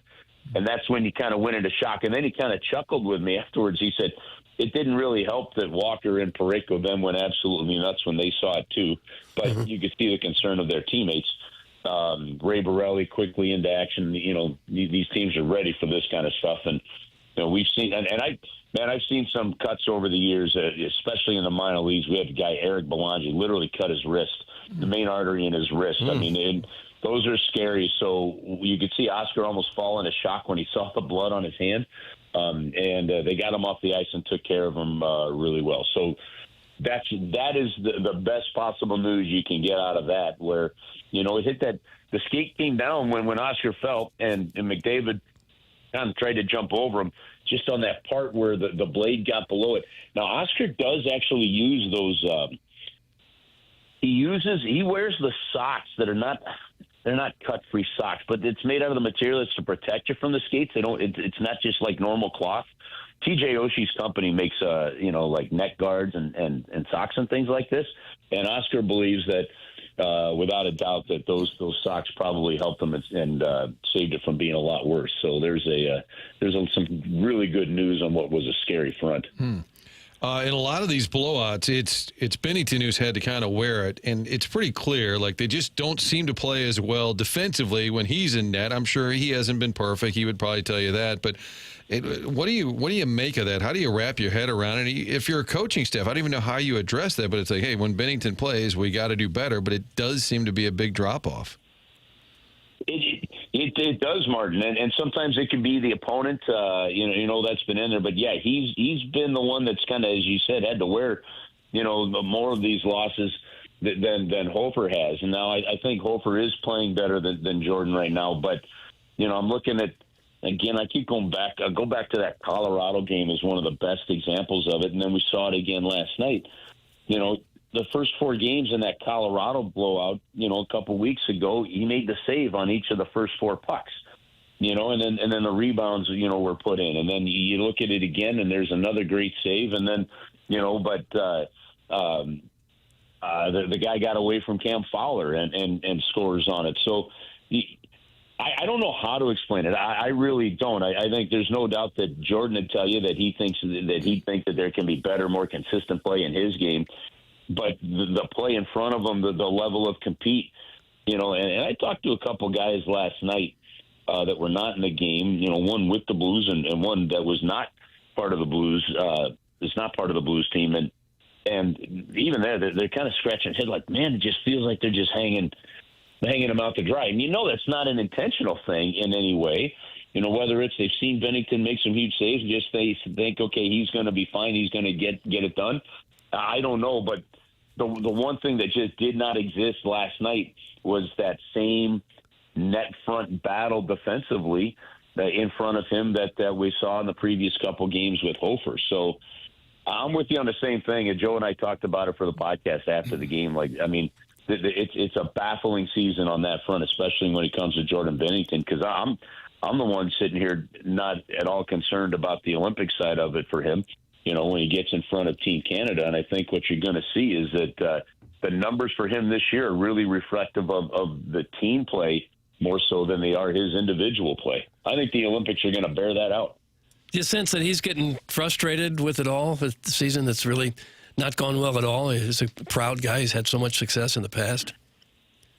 Well, look, that guy is as big a competitor as, I've seen the Blues have since I got here, and so, yeah, I think he is. But at the same time, he's also really level-headed and has such a healthy approach to his game, Doug, that, that's the one thing you're like, okay, he'll be fine. We fixed some of this in front of him. There's no doubt what you've got there. But at the same time, they're still human, and they still want to perform, and they still want to win, and he still wants to battle. So, yeah, I have to think that, that's what we said on the podcast, too. I got to think of he's had some probably frustrating stretches as a pro player down in the minors, trying to work his way up. At one point playing in the East Coast Hockey League, and then the Blues didn't have room for him. They found a deal for him to play in Providence. But I think at the NHL level, this has probably got to be the more frustrating season that he's had, since actually getting to the NHL in 2019. They got Dylan Holloway back. He had missed 15 games. Was that timing about right, you think? I guess I was a little surprised he was ready. What did you make of the timing? Yeah, well, I mean, I think they're kind of like Kevin Costner in Dances with Wolves. Some of these young guys heal pretty quick. So he, and say pretty quick, he was out, since the middle of December. So they said approximately 6 to 8 weeks. I think it puts it kind of right in that mix there. Those high ankle sprains can be quite irritating. We'll see how he is today and if he skates with the team today. At one point he looked a little, like something was bugging him on the bench last night. I know Dusty Flynn had bounced down to talk to him, but it's good to have him back. That speed is back in there. That you could definitely see, and it's going to take some time. No matter how much work these guys do, what kind of work they do, you miss that kind of time, and the coaches do a great job trying to get you ready, but you just never mimic the speed and what you need in a game. So it takes a couple of games to get that flow back, but it is a good sign to see him back in that lineup. Chris Kerber with us live from Edmonton, Alberta. Blues will skate and then head to Winnipeg for tomorrow night's festivities against the Jets as they try to bounce back from last night's loss against the Oilers. Kerbs, always appreciate the time, sir. Thanks so much. All right, guys. Have an awesome week, and we'll talk to you next Monday. Sounds good. You too. It's Chris Kerber with us here on the Callier and Thompson phone lines, 101 ESPN and the TMA STL YouTube channel, which is where you can always go back and podcast this program. And you can always podcast via the TMA STL app or the 101 ESPN app. It's Schaefer Door Company that makes it possible to podcast here on the Morning After, and we are grateful for Jason Gossrau's support of this program going back a number of years. Online at schaeferdoor.com, SCHAEFER door.com. That's schaeferdoor.com. Call or text 636-782-3608. Good chance that your garage door is going to experience stress from the cold temperatures that we're currently experiencing, and this weekend it looks like it is going to get much more intense with lows in the single digits and some precipitation. That's when garage doors are put to the test. Any issue you may have with it breaking, go to schaeferdoor.com at SCHAEFER door.com or call or text 636-782-3608. The number is set up specifically for TMA listeners that'll get you the quickest response time. They service all kinds of garage doors, and they have Monday morning standby service for the doors that break over the weekend. They also service commercial doors. It's Schaefer Door Company, sponsor of the podcast on the Morning After.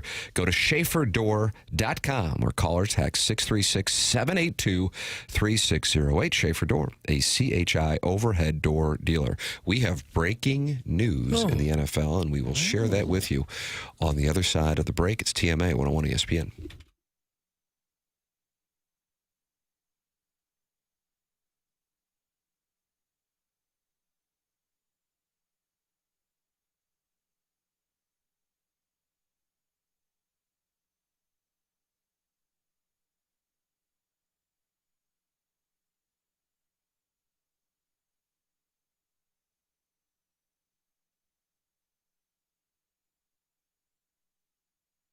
Hopefully you stop by the Village Bar over the weekend. On Saturdays, that's when they open the tasting room for 1879 Distilling. You've heard me talk about it for quite some time now. These award-winning premium batch spirits that are made in the barn right up back at the Village Bar. Best spot in town to hang out for lunch, get a cheeseburger, waffle fries.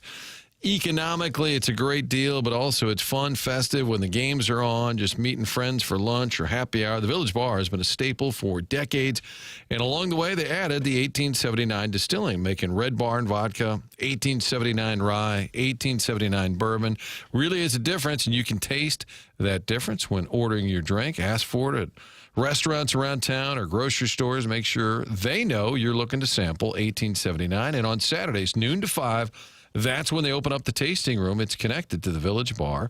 Go online, read the whole story there, how it's an homage to the German heritage. They used to do it down on the riverfront, the distilling way back when. It is a St. Louis tradition that continues to this day. 1879distilling.com, the website. Tasting room open noon to 5 on Saturdays, and always a great time to stop by the Village Bar.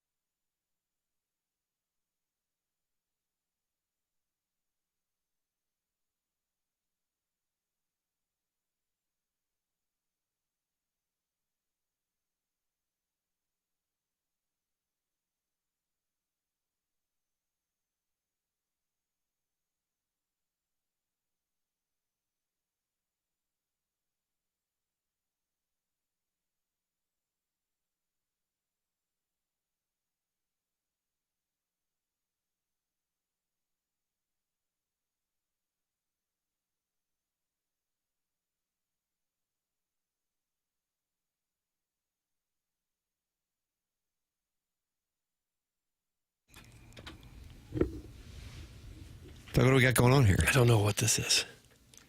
It would have been Mac Miller's 34th birthday today. Is that right? Mm-hmm. What happened to him? Died in 2018. Well, Ariana Grande's ex. Knock, knock. That's my jam. Probably the artist I've listened to the most in my life. Doug, what artist have you listened to the Miller, most? Yeah. Oh, boy. I don't know. Mills Brothers? They'd be right up there. Burt Bacharach? I guess you got to go way back to the 60s and 70s. You have some good things to choose from. Probably somebody like Elton John or somebody like that. Beatles, maybe. Yeah. It's weird now. You still hear them. No matter how old the music is, you still hear it. It's weird. We can listen to any music we want at any time, whether you have Spotify or Apple Music or any other music streaming service, and you kind of end up listening to pretty much what you would have listened to anyways, you know? Like, I at least find I'm not, like, exploring all that much, which I wish I was. Yeah, you want to explore? I do want to explore. Okay. A number of things. Here we go. That's one of the definitions that people use of getting older. You stop listening to new music. Oh, really? Yeah. Because I realize by now there's probably 1,000 songs out there that I really like. I don't need any more. You're happy. You're content. At capacity. The program's called The Morning After. It is presented to you by Brown and Crouppen on 101 ESPN. We've got two breaking stories now. One we knew of going into the break, and then during the commercial break, Chris Kerber texted me and said, this just hit my email right as I was hanging up with you guys. Chris Kerber with us in the previous segment here on 101 ESPN and the TMA STL YouTube channel.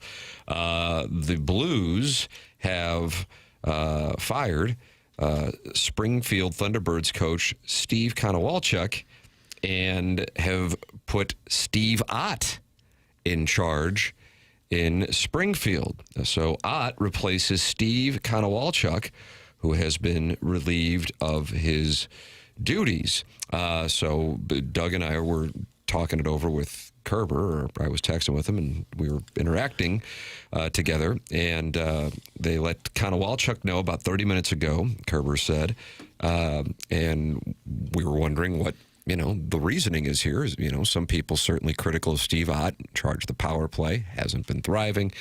And Kerber, when we were asking, what's the reaction for Ott here? Is this a demotion? He said, oh no, big step forward. He has interviewed for some NHL jobs. And so now he's going to get some head coaching experience. And then certainly he now will be the eyes and ears in Springfield for Doug Armstrong and for Alexander Steen. So Steve Ott will leave the Blues to take over in Springfield. Gentlemen, your reaction? I was kind of surprised. I guess what it means is they are kind of cashing it in on this year. Because if you thought you had a chance still, based on, how poorly the season has gone so far, but if you thought you still had a chance, you wouldn't want your top assistant leaving. You'd want him still to be there behind your bench. So they must be cashing it in on this year and say, well, maybe he can help us more by helping to develop some of the guys we got in the minors. And I don't know enough about what's going on in Springfield, but obviously for the Blues, Springfield's buried in the standings, but for the Blues, development right now is huge. And these young players have to hit if this retool or whatever they're in the middle of right now, this transition, if it's going to work, then these guys that are in the minors coming up are going to have to be significant contributors. So maybe they feel Ott's the right guy to go down there. I see why they would want him to do it, but I also see why he would do it, because you do become a head coach, and he wants to be an NHL head coach, so he can add his coaching resume by saying, I've been the guy on the bench, behind the bench. I think at the NHL level, is it a huge loss? He's really popular with players and management and all of that, but I don't think it's a huge loss at the NHL level, and I can see why it makes sense for him. Well, the move, not popular in the Air Comfort Service text inbox, Doug. But then again, what is popular in the Air Comfort Service text inbox? 314-399-9646 is how you can express your disdain. They're rearranging deck chairs on the Titanic. That's from Cream. The Warson Woods Wacko says, Ott was canned. Love the guy, but that was a save face move for the organization. If he had any long-term potential, he'd still be here. It's from the Warson Woods Wacko.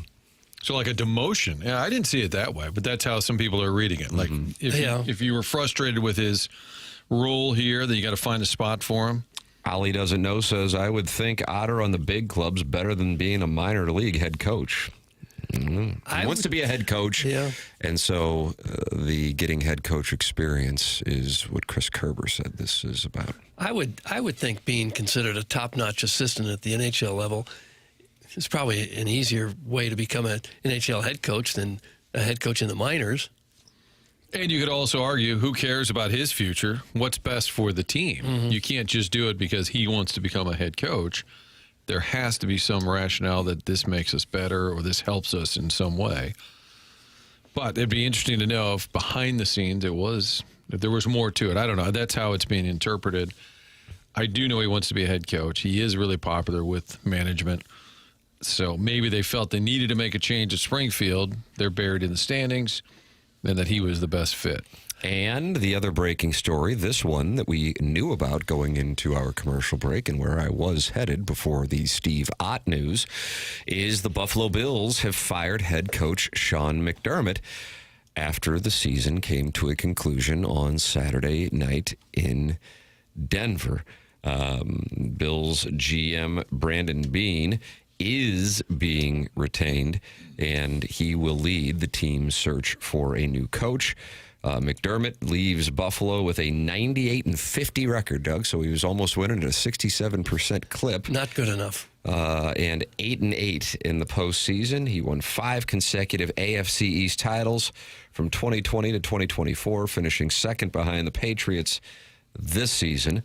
The loss to the Broncos continued the Bills' streak of not reaching the Super Bowl since losing 4 straight from 1990 to 1993, and it extended their record of the most wins in a 7-season span without a Super Bowl appearance, including playoffs, and that number is 91. So McDermott is out with the Bills. That's stunning to me. They came within, one better pass and a disputed interception call from winning that game and going to the AFC Championship game? Would you have fired him if had that call gone differently? Would he still be fired? That's like the situation in Baltimore with the rookie missing the field goal against the Steelers. Does John Harbaugh lose his job if he wins the game? Yeah, now, the owner last week said it just delayed it a week, or would have delayed it a week, and I'm going, really? Right, based on what? I mean, the Ravens, I felt like, could have actually made a run. I didn't think the Steelers had any chance. But, yeah, exactly right. If that call, in our eyes, we talked about it in the first segment of today's show, we all thought that was a reception. So did Richard Sherman, by the way. And he said, I have never seen a contested catch like this ever be called anything but a catch. And even as a DB, you know that even if it's a tie, it's going to go to the wide receiver. I cannot believe this decided the game. That's from Richard Sherman.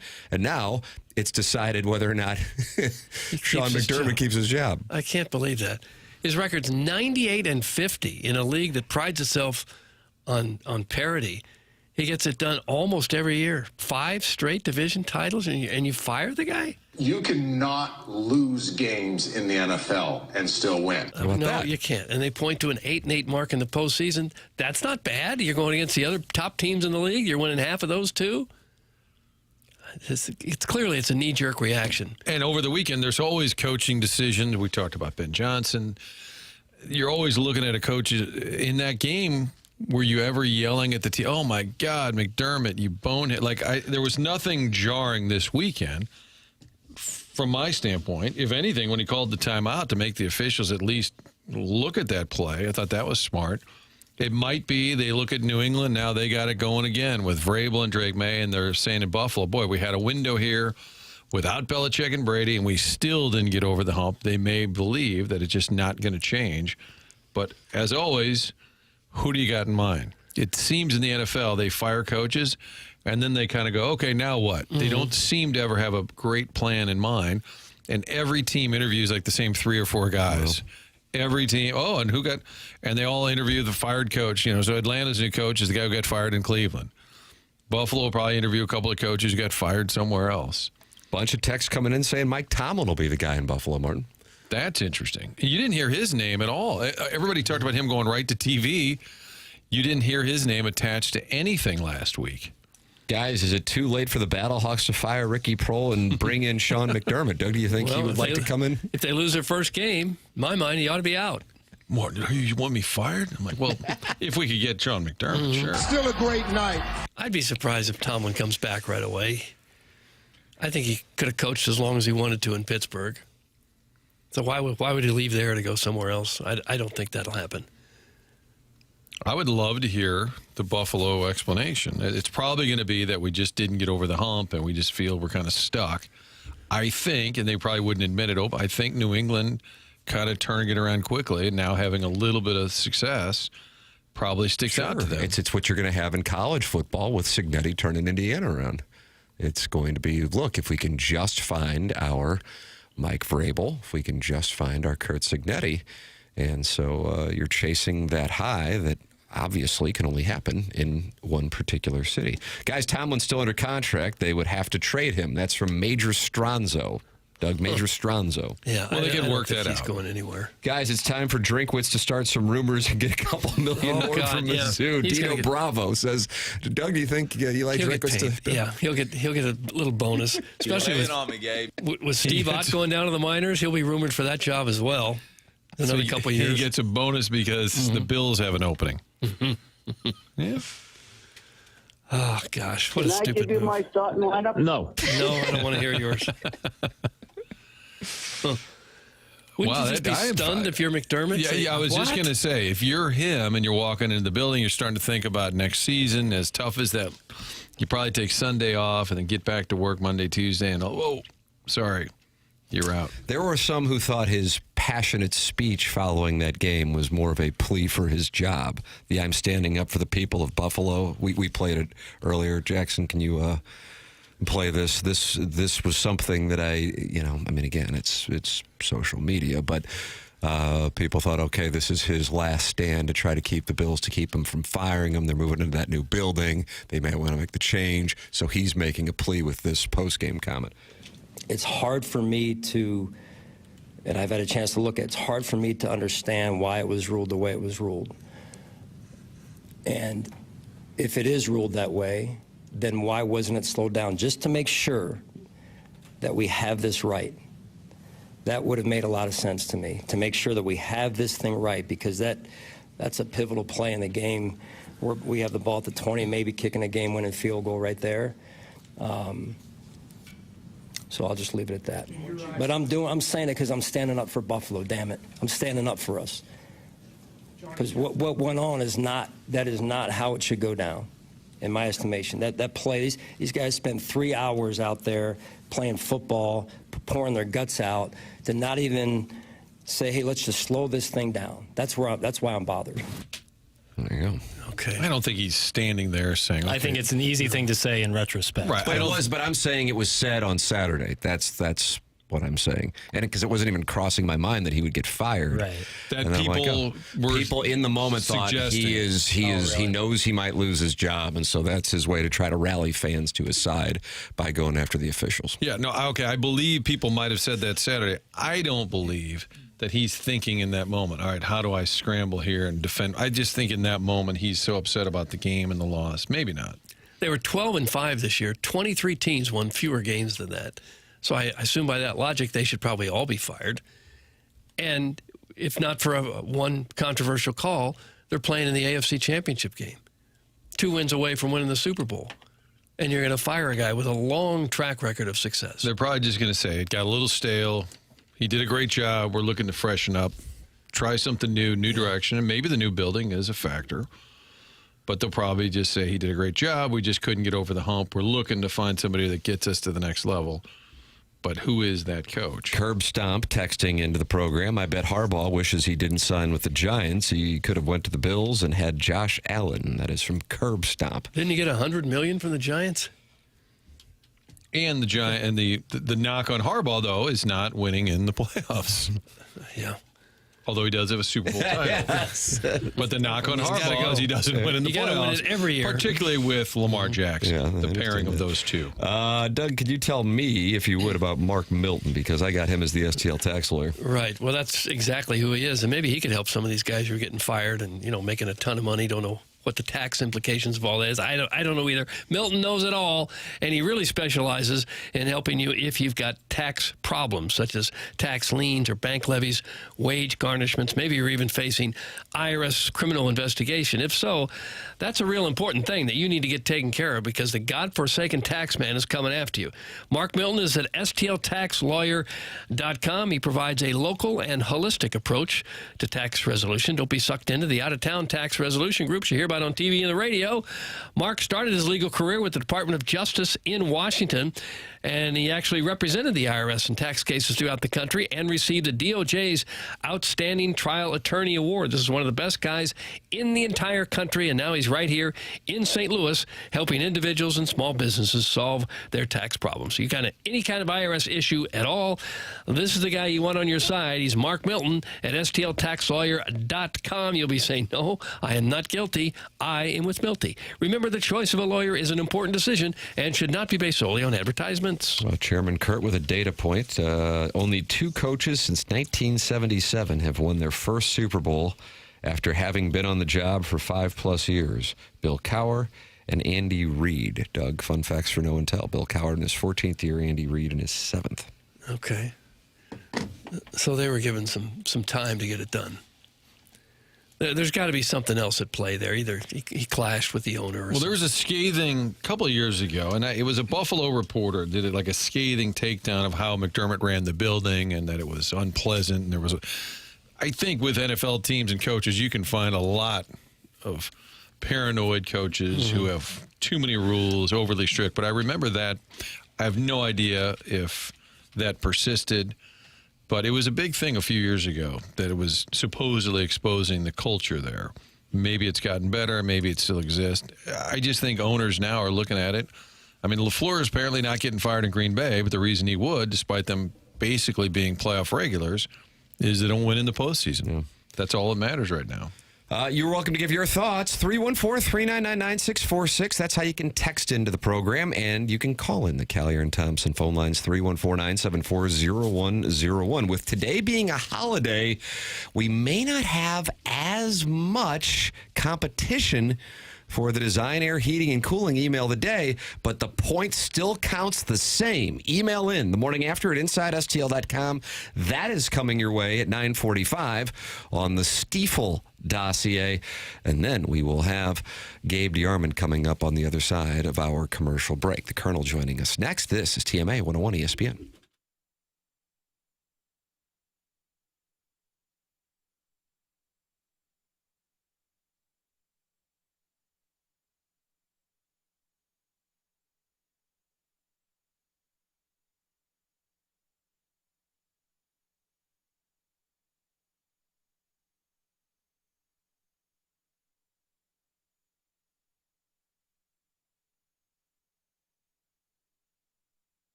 In the market for a new car, AutoLoanPro.com, the website to use. It's real simple. They'll get you into a new vehicle, little to no money down, going to get you the best rates possible.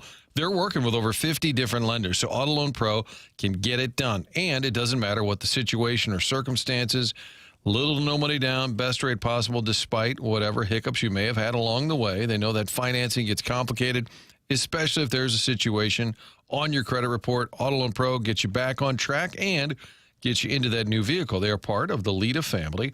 AutoLoanPro.com, the website. Financing a car, the only thing to know is to choose the Pro. AutoLoan Pro. Get online, download the free playbook. They put that together as well. That playbook's going to educate you on how to help get the car of your choice in the future. So get your credit back on track, get a new vehicle. Doesn't matter the situation. Get on there, pick it out online at AutoLoanPro.com.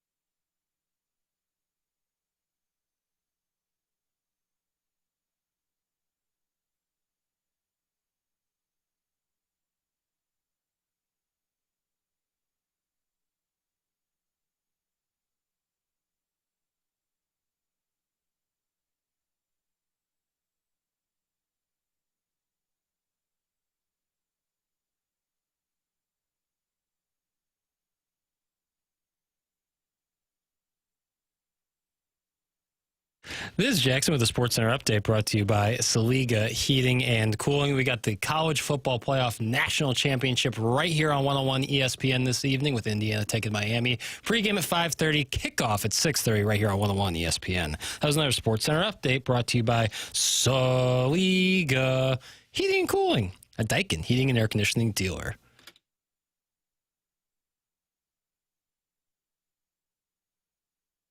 Which I live in, which is called service.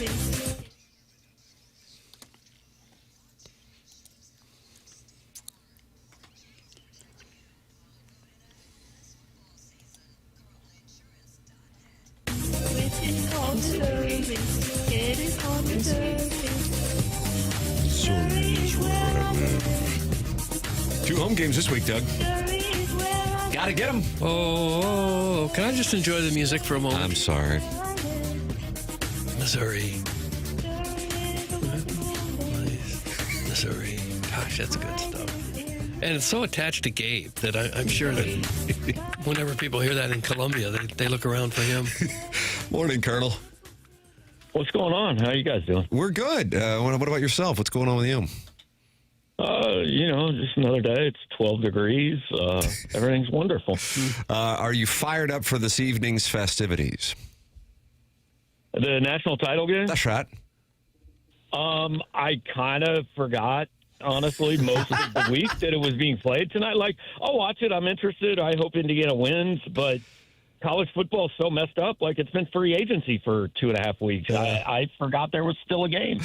I noticed that the Sharps have moved the spread. It's a story on the front page of ESPN.com that sharp money came in yesterday at 3 o'clock and moved the spread a full point from Indiana minus 8.5 to Indiana minus 7.5. So the public at 87% with their bets on Indiana. And the sharp money moved the spread down for tonight's festivities. I really, truly don't know. I feel like if Indiana's going to win, they're going to win big, and nobody's going to be paying attention by the end of the third quarter. And if Miami's going to win, they're going to be doing it in a close fashion. That's how I see it, but I've been wrong about damn near everything, so pay no attention. You got a read on this thing? Yeah. I think I picked Indiana by 10. I think Miami's defense is good enough to keep it close, but Mendoza is a lot better than Beck, I think. And I don't know. Indiana's done it all year, so I don't know why I would pick against them in the 16th game. Yeah, there you go. Miami's got a very good pass rush. Do you think it might be their whole game plan to knock Mendoza out of the game somehow? Really get up in his face and try to damage him? I can't see a Miami team ever attempting to knock someone out of the game and have that as the goal. They're nice young fellows down there at the U. I'm sure they will gently set him on the ground and help him back up. Look at that. How about that? That's sporting. Yeah, I wouldn't have thought that. Yeah. Gabe, I've seen a lot of people ranting about it's January 19th. We're still doing college football. Do you think the calendar, the portal is a big part of that discussion too, but does it matter to you that this game is playing this late into January? Not really. I mean, play it when you play it. People are still going to watch. We have this thing in college football where we just have to whine about everything. And I think it could be better for sure. I still kind of miss New Year's Day growing up when I would watch like 14 straight hours of college football, but that's not what it is anymore. I'm really tired, honestly, of the big picture, the playoff expansion and the transfer portal and the calendar. I don't know. Just tell me what it's going to be, and I'll adjust my schedule accordingly. Like, I get that it's important and a lot of people care about it, but just tell me what the rules are, and I'll do whatever that is. It sounds like you've had enough football for a while. Just enough of the non-football, honestly. Like, I still, the games are cool. I like the portal. It's fun. It's interesting to follow the coaching carousel, all that. But all the stuff, the lawsuits and the eligibility and trying to figure out, is this kid going to play 3 years of college football or 9? And, when are the games played? I don't know. I'm tired of that part of it. Do you think any of these college players actually go to school anymore? I mean, you never hear about anybody being academically ineligible. Is that still a part of the gig? I mean, in theory, there are still people involved that pretend they care about biology class, and that's why the calendar is what it is. I don't know if you guys saw somebody asked Carson Beck on Friday at Media Day, like, did you have class today, blah, blah, blah. And he's like, I've been graduated for 2 years. He's like, I'm kind of working on a couple degrees, but not really. I mean, basically, he's taking online classes to make sure he can still play college football. And, I mean, everybody thinks eventually this goes to, some form of collective bargaining and employees and all that. And it's fine with me. Like, some people think that will ruin it for them, and that's, I guess, up to every individual. I don't really care if they go to class or not. They could maybe fix it by just making football a class, a major, majoring in football or basketball. That's what they're majoring in, right? Yeah. I mean, like Tim and I had to do shifts out at KOMU twice a week or whatever it was for our major, so they just do a 10-hour shift at the football facility for their major. I skipped a lot of my classes in school too. I don't really care if they go. Yeah. And they're making millions for the university. And what did you and Tim ever do? We made tens of dollars for KOMU. I think. Thank you, Colonel. There were a minimum of 2 sponsors that never would have run their commercials on KOMU if it were not for Tim and I's efforts on Friday Night Football. Thank you. Okay. That needed to be said. Yeah. Doug's out of line. I just didn't realize that. Per usual. Colonel, they were frustrated on the postgame show Saturday after the loss to LSU. Yeah. Another opportunity on another Saturday road game goes by the wayside. This one, though, not because of free throws. Your thoughts on the loss to the LSU Tigers? They should have been frustrated. It's interesting. Like, LSU is above Missouri in KenPom and in the net, and they were favored to win that game. But that just felt like a game Missouri should have won to me. I think Missouri's better. I think they have more talent. I think the frustrating part for Missouri fans at this point, and it's not just this year, it's really been, all 4 years under Dennis Gates, is as soon as you feel like you have a little momentum, they just yank it away.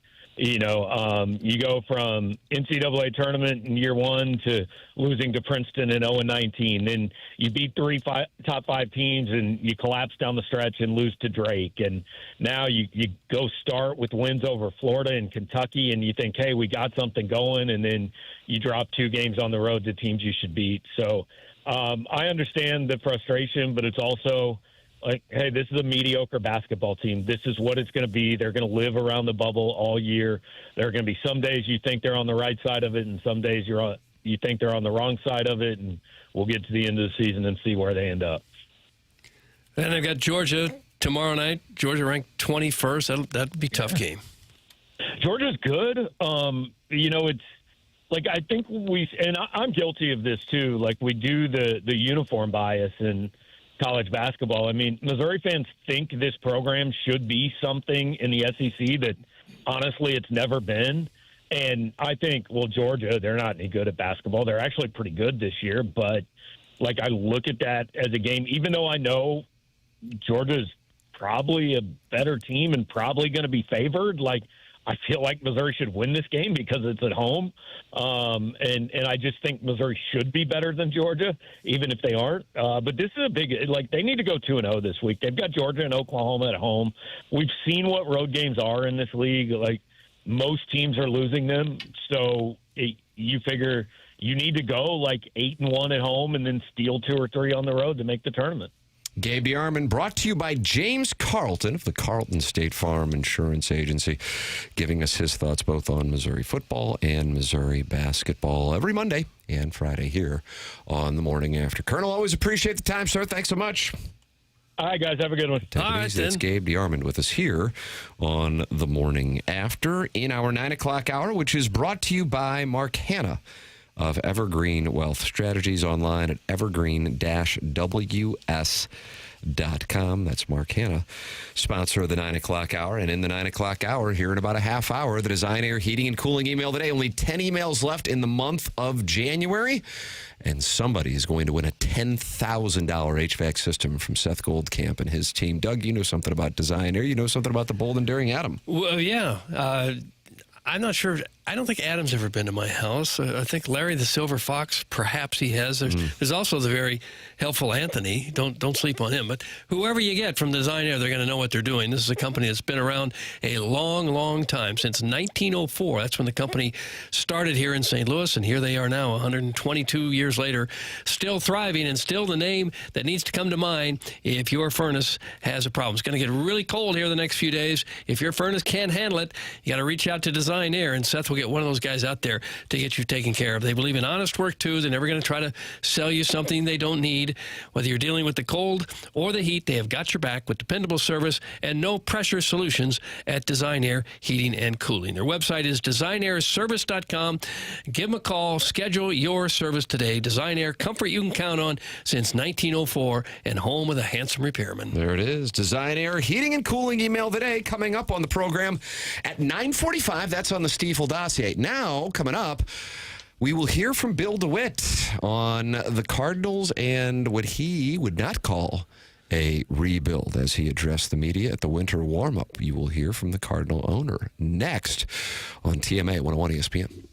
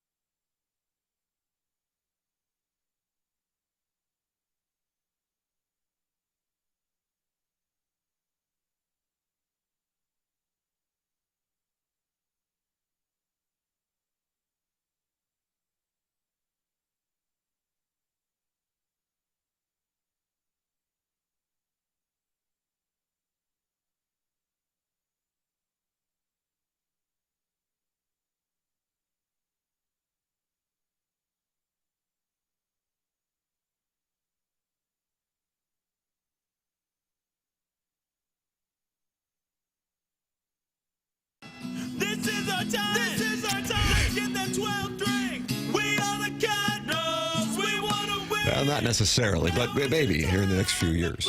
It's TMA 101 ESPN. Doug, winter warm-up. You were down there getting autographs. I missed it. There was too much good football on. I spent a lot of years at that thing, though. So did I. Martin, I'm sure you've done a lot of warm-upping. I remember an Edmonds get-together at the media, and in the background, there was like a Peyton Manning Colts game, and Jim's giving answers.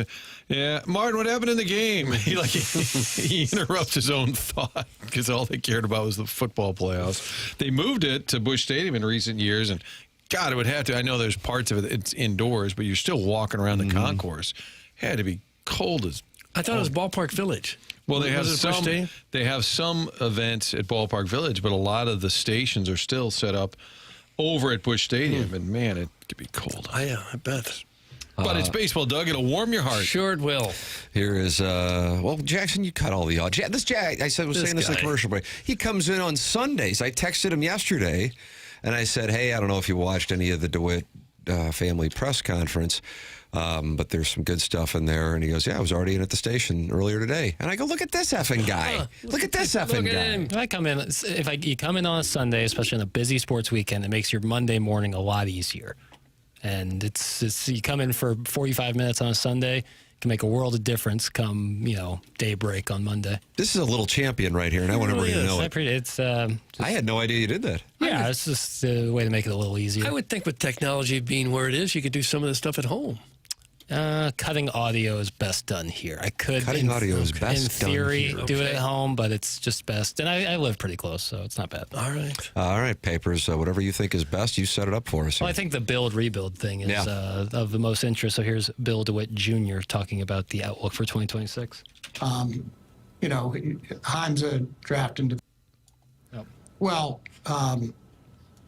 when you say rebuild, it's build. I don't know about rebuild, but Heinz a draft and development GM or president of baseball ops. His history with Tampa Bay was really good.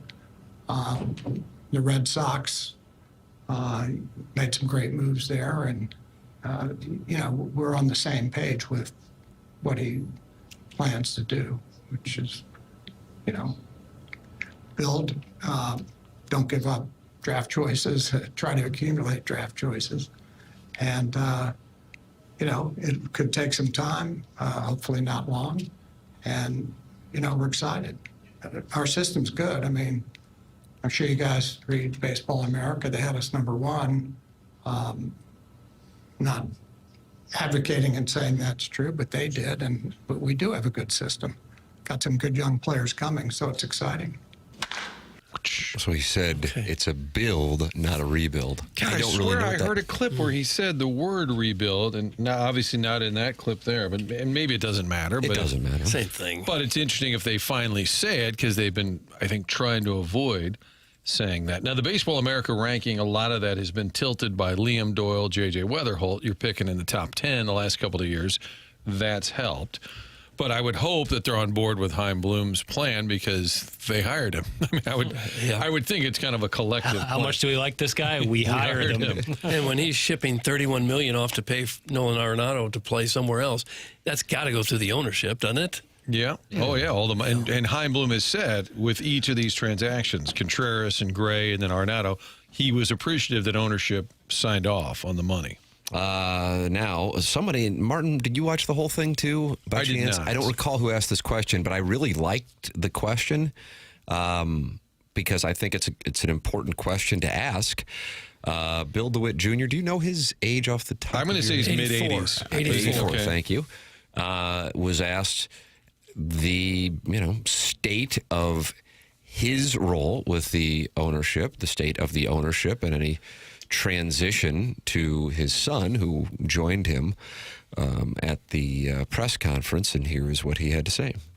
Well, we're our families, and I'll count my father in this, been in baseball a long time, and I think it will continue. That's the plan.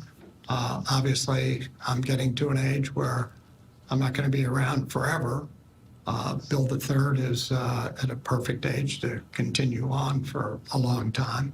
So, that's our goal. We're, baseball people and third generation here and probably fourth underneath them coming along somewhere. So, we're here.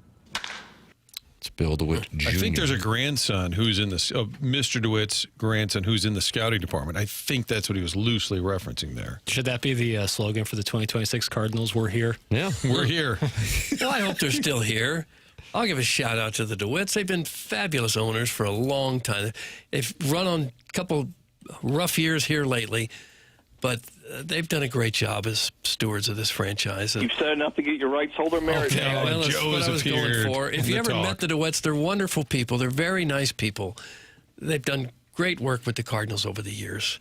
So I hope that it stays in that family and they stay the owners. I know you have expressed concern, not like a Rams situation, but that, with the state of the franchise, the lack of attendance, the television situation, the state, or more specifically, depending on your perspective, the perception of people wanting to go downtown for baseball games, all of those factors, and would the DeWitts want to sell, and then any additional fear that the team would move. In watching that yesterday, and listening, some of which the audience just heard when Jackson played it, I sense none of that going on. I realize I'm probably saying something that's rather obvious, but for those who do wonder about that, for longtime TMA listeners, this is redundant, but we know we have a bunch of new listeners now with being on 101 ESPN. Martin, when Jeff Fisher was hired in 2012, we did the program the next day, and I said, Doug, what was your reaction to that press conference yesterday? And Doug's reaction, well, the Rams are moving. Mm-hmm. That was January of 2012. That was also the last time Stan Kroenke spoke in St. Louis publicly. So, in other words, sometimes you can be giving away things with thinking that you might not be. And in this case, I did not sense that at all. I think this family is committed to continuing to be owners of the franchise. And therefore, from that standpoint, I don't anticipate St. Louis having something to worry about in the near future. No. They also talked about the state of the stadium and how they're going to have to update that because the building is now 20 years old. Yeah. No, I don't anticipate it happening anytime in the near future. But I just think it's something to keep your eye out on when there's cities like Nashville and Austin that are growing at a furious pace and becoming bigger than ours and much more vibrant than ours and could lure a team to one of those cities. I think we got to be cognizant of that and do everything we can to help the Cardinals thrive. No, I think you have to be aware of that possibility. I do think MLB would have a really hard time approving the Cardinal franchise leaving St. Louis. I do wonder down the road, years and years from now, after Mr. DeWitt, the junior, the longtime owner, when he has passed, is there anything written that says it stays in the family? Or, if I'm Bill the Third and it's 10 years down the road from now and they're still struggling with attendance, to your point, Doug, maybe then you sell. But I feel like the sell narrative, whenever it happens, people will say, I knew it. They've owned the team for nearly 30 years. But whenever they do sell, people say, I told you they were going to sell. And if you talk to Mr. DeWitt at all, he is still passionate, and I know he's a low-key at the podium guy, but he still talks baseball all the time. Mm-hmm. If you say something to him right now about the Brewers, and say, well, they have a tremendous AAA team, like he's still really into it as an owner. Like the game means something to him, and I think he's being sincere when he wants this franchise to always be. Now, I'm sure people are saying, we don't want you to own it. We want you to sell. Get out. I know there's a lot of that out there, too. But I think he's sincere in saying we want this team in our family for a long time. Yeah. Well, the DeWitts are extremely wealthy even without the Cardinals. It's not like they're waiting to cash in and now they can have a better lifestyle because they sold the team. That's not a concern. I see he's worth an estimated worth of $4 billion, and about a little over $2 billion of that is with the Cardinals. He also owns 63 Arby's franchises and a Cincinnati-based U.S. playing card company worth an estimated $120 million. So if they were to sell just to cash out, it's not going to change their lifestyle or anything. So I would think they would really want to keep it in the DeWitt family name. Why wouldn't you? Maybe we should start a playing card company today. You want to do that, or you want to wait till tomorrow? Yes. All right, Martin, you in? Sure. Nice. I mean, every home has got 5 decks of cards, don't they? Everybody's got a deck of cards. But for like the king card, it would be Tim sitting there. Oh, you son of a... Couple phone books. Doug, The obviously. TMA. Yeah, Doug would obviously be the queen. Oh! Me for Jack. Makes Snipe. perfect sense. Martin, One you're of the ace. Joker. Instruction card. But what could be more fun for a family that's very wealthy than owning a professional sports franchise? What are you going to do that's going to be more fun than that? Would be my dream. Yeah, What would you mine want to too. own? Basketball team. And you'd move it to St. Louis. Yep. And that's what it was always. There, I'd be Wealthy, like Mark Cuban down the floor. wealthy people bought teams just for fun. But along the way, many have bought them as investments or ways to make money, which kind of sucks the fun out of it. Well, with the valuations being where they are for pro sports teams. Doug, you're taking the high hard one from the 573. Jackson, Okay. is that Columbia? Is that That Jeff is City? Columbia. I'm not sure what incentive you have to talk about the DeWitts as awesome owners. However, the consensus is that they do not care about the product on the field. They continue to raise ticket prices and be cheap with the roster. Bill DeWitt has completely lost touch with baseball and how to build a winner. It is a joke and a disservice to the listeners for you to continue to push this narrative. It's a consensus. I just disagree with straw poll. most of what he said. They had a payroll for many, many years well beyond their market size. He's not the one building the roster. The roster was built by Mazalok and the people under him. He can't blame Bill DeWitt Jr. for all the trades and the free agent signings that went against him. He was the one giving the money to do that. I will join Doug in saying that I think that that Bill DeWitt Jr. will go down as one of, if not the greatest owner of a St. Louis sports team in the history of this city. And you can text in and MF me and say I'm holding rights or whatever you want. It's A-OK. 314-399-9646. And I will happily stand by that opinion. They've had a couple of down years. It happens to almost every franchise. It got stale on their watch for sure. And I think looking back, the Mozeliak marriage, in terms of giving a lot of autonomy there that allowed things to get kind of stale, I think they would probably be honest and say, yeah, it did. It got kind of stale on our watch, but for a while there when they had it humming. And I think a lot of it, too, is they don't meddle, right? I mean, a lot of, you wouldn't want to work for Jerry Jones because he's going to meddle. So right now, Chaim Bloom's got a lot of juice. Before that, Mozeliak, a lot of juice. Before that, Walton Tony. So they kind of largely say, okay, you are in charge of this. We will weigh in. We obviously have final say on matters, but they largely let these guys do their job. And when Mozeliak started swinging and missing a bunch, they just kind of kept letting him do his job. They have spent terribly. That is the issue. I realize it's a wonderful populist narrative to attack rich people for being miserly and saying they should spend and lose money. But the reality is they actually have spent money. They have just done so poorly, in particularly over the last decade, which is why they are in the position that they are in. What I think you can be critical of is, A, allowing it to continue. And that's why I oftentimes draw the parallel between the Pittsburgh Steelers and the Cardinals, in that they just want continuity and value continuity in the front office and in the dugout. But over the last 7 years, you have seen a wide variety of people managing the Cardinals, whereas before you could go back, it was kind of Steelers-esque. It was Whitey, Torrey, La Russa. That'll take you from, 80, 81 to 2011. Mm-hmm. With just a couple of brief interim skippers, Mike Jorgensen. Red Shaney's. And Shaney's. But, yeah, that was just until they hired someone else full-time.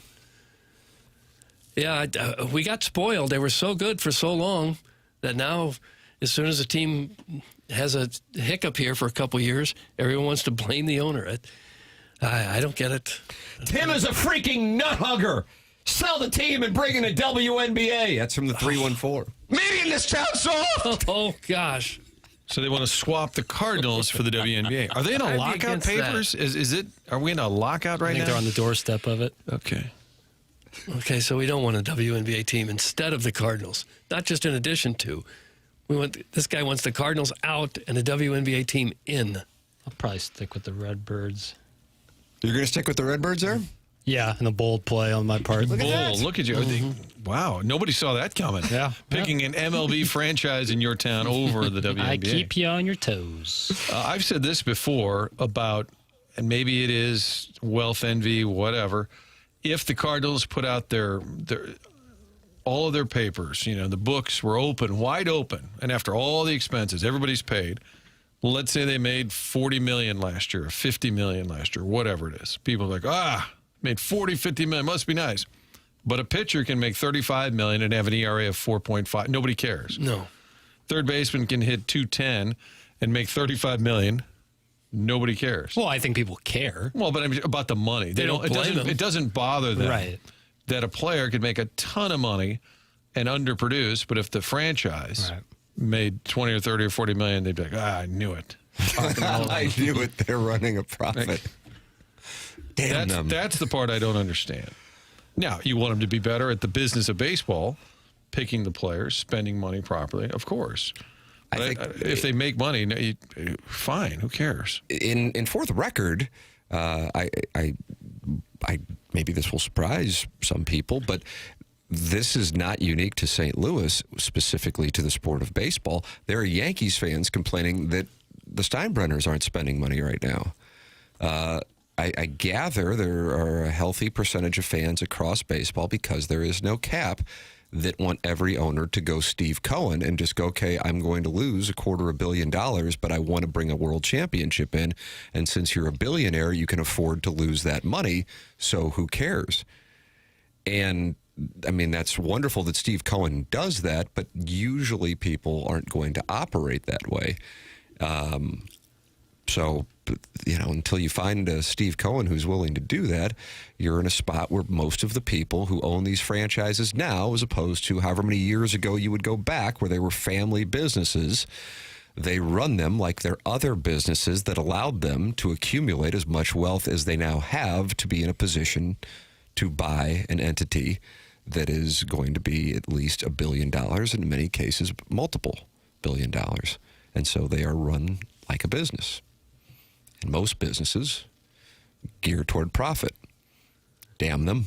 Mm-hmm. And if you want the Cardinals to be run like the Mets or the Dodgers, it's just not going to happen. Well, the Dodgers are operating at a profit, but then that gets back into the socioeconomics, which they did talk about in yesterday's press conference. And Bill DeWitt III, who I thought was really good in that. I don't know if that's a soundbite that you have, Papers. He talked about the disparity growing. Yeah, and he goes, this is one of the most critical moments in the sport. I know you have the TV thing. Yeah, that's fine. I mean, hey, you came in on Sunday. And the TV thing, he said they're still talking to FanDuel, still at the table, potentially accepting something with them, and still talking to MLB about their production. Sharon and Clayton and Harrison's brother Master are both on the side of the DeWitts. Boy, this alliance that they have, Doug. This just in. The poors hate the rich. That's it. Mm-hmm. And then Harrison's brother Master says they are great owners. People in St. Louis, or America for that matter, hate rich people. They fail to realize owners provide about 95% of people with their jobs. I also think a lot of people are really dumb. You're rich. You must be a bad person. Idiots. That's from Harrison's brother Master. Well, there's some truth Instead to of what he just targeting said. us, now he's targeting people at home. I like that. A little shift. So he didn't get a little Ray Liotta treatment. No, he's close. Is he close? Close, though. Email in. We got the Design Air Heating and Cooling email today coming up. A point. Only 10 left for the Design Air Heating and Cooling email of the month standings. The Morning After at InsideSTL.com. You can watch the show on the TMA STL YouTube channel and talk it over with other listeners in the Michelob Ultra YouTube chat. You can always listen on 101 ESPN. This is TMA, presented to you by Brown and Crouppen.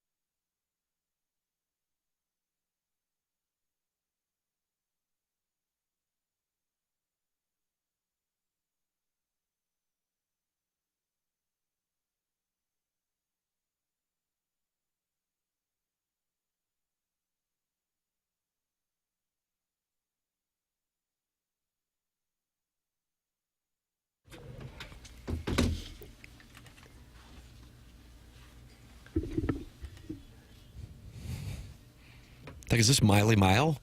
I don't know. Dolly P. I know, but is this Miley Mile doing a tribute to Dolly Parton? And that's her godmother? Am I right on that? I don't know about that. Beyonce also did a cover of this song. Whose was better? Probably the original is probably just always the best. Her birthday today, Dolly Parton. Oh, it's all connected. We're supposed to guess. Yeah, of course. It's a tradition unlike any other. 77. 81. I'm going to go 80. Tim is right. She's officially an octogenarian today, 80 years old for Dolly Parton. Boy, she looks great for 80. Boy, howdy. Looks great. I needed that. That was big. Talk about connections. How about Cole Kmet? His uncle is Jeff Scanina. Former Ram. How about that? With the big calves. Yeah, Cole Kmet's mom, Jeff Scanina's sister. It's a big Chicago nugget. Okay. But they didn't win. So they should probably fire their coach. I saw that Fighting Irish bunch play in South Bend, Doug. Was that 2019? I And don't they know beat the New Irish Mexico. Did they score 66 points and Chase Claypool had a big game? Whatever happened to Chase Claypool? I don't know. And on that team, Kyron Williams playing for the Rammies last night, and Cole Kmet playing for the Bears. And, of course, Harrison Mevis, not in South Bend, of course, but in Columbia, Missouri, and he has the game-winning kick. Jackson, you have audio of his interview on the field?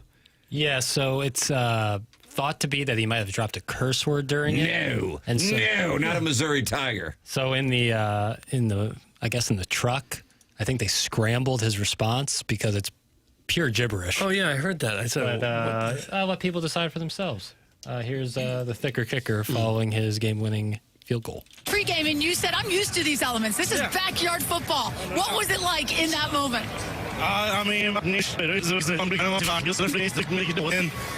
Shoot, that's why we do it, man. That's why we do it. Is that what you want it to come down to? Yeah, I mean, preferably this guy gets in the end zone, but, if it has to come down to me, I'll be ready for my moment, so. Okay. So I saw the unedited version. I thought he said shoot right out of the gate. Some debated, well, did it sound like the other SH word? So they must have hit their version of dump, which is to scramble the audio, confuse the Jesus out of everybody watching. And then he said shoot again later. I thought he said shoot. I doubt that his first reaction would be to say SH.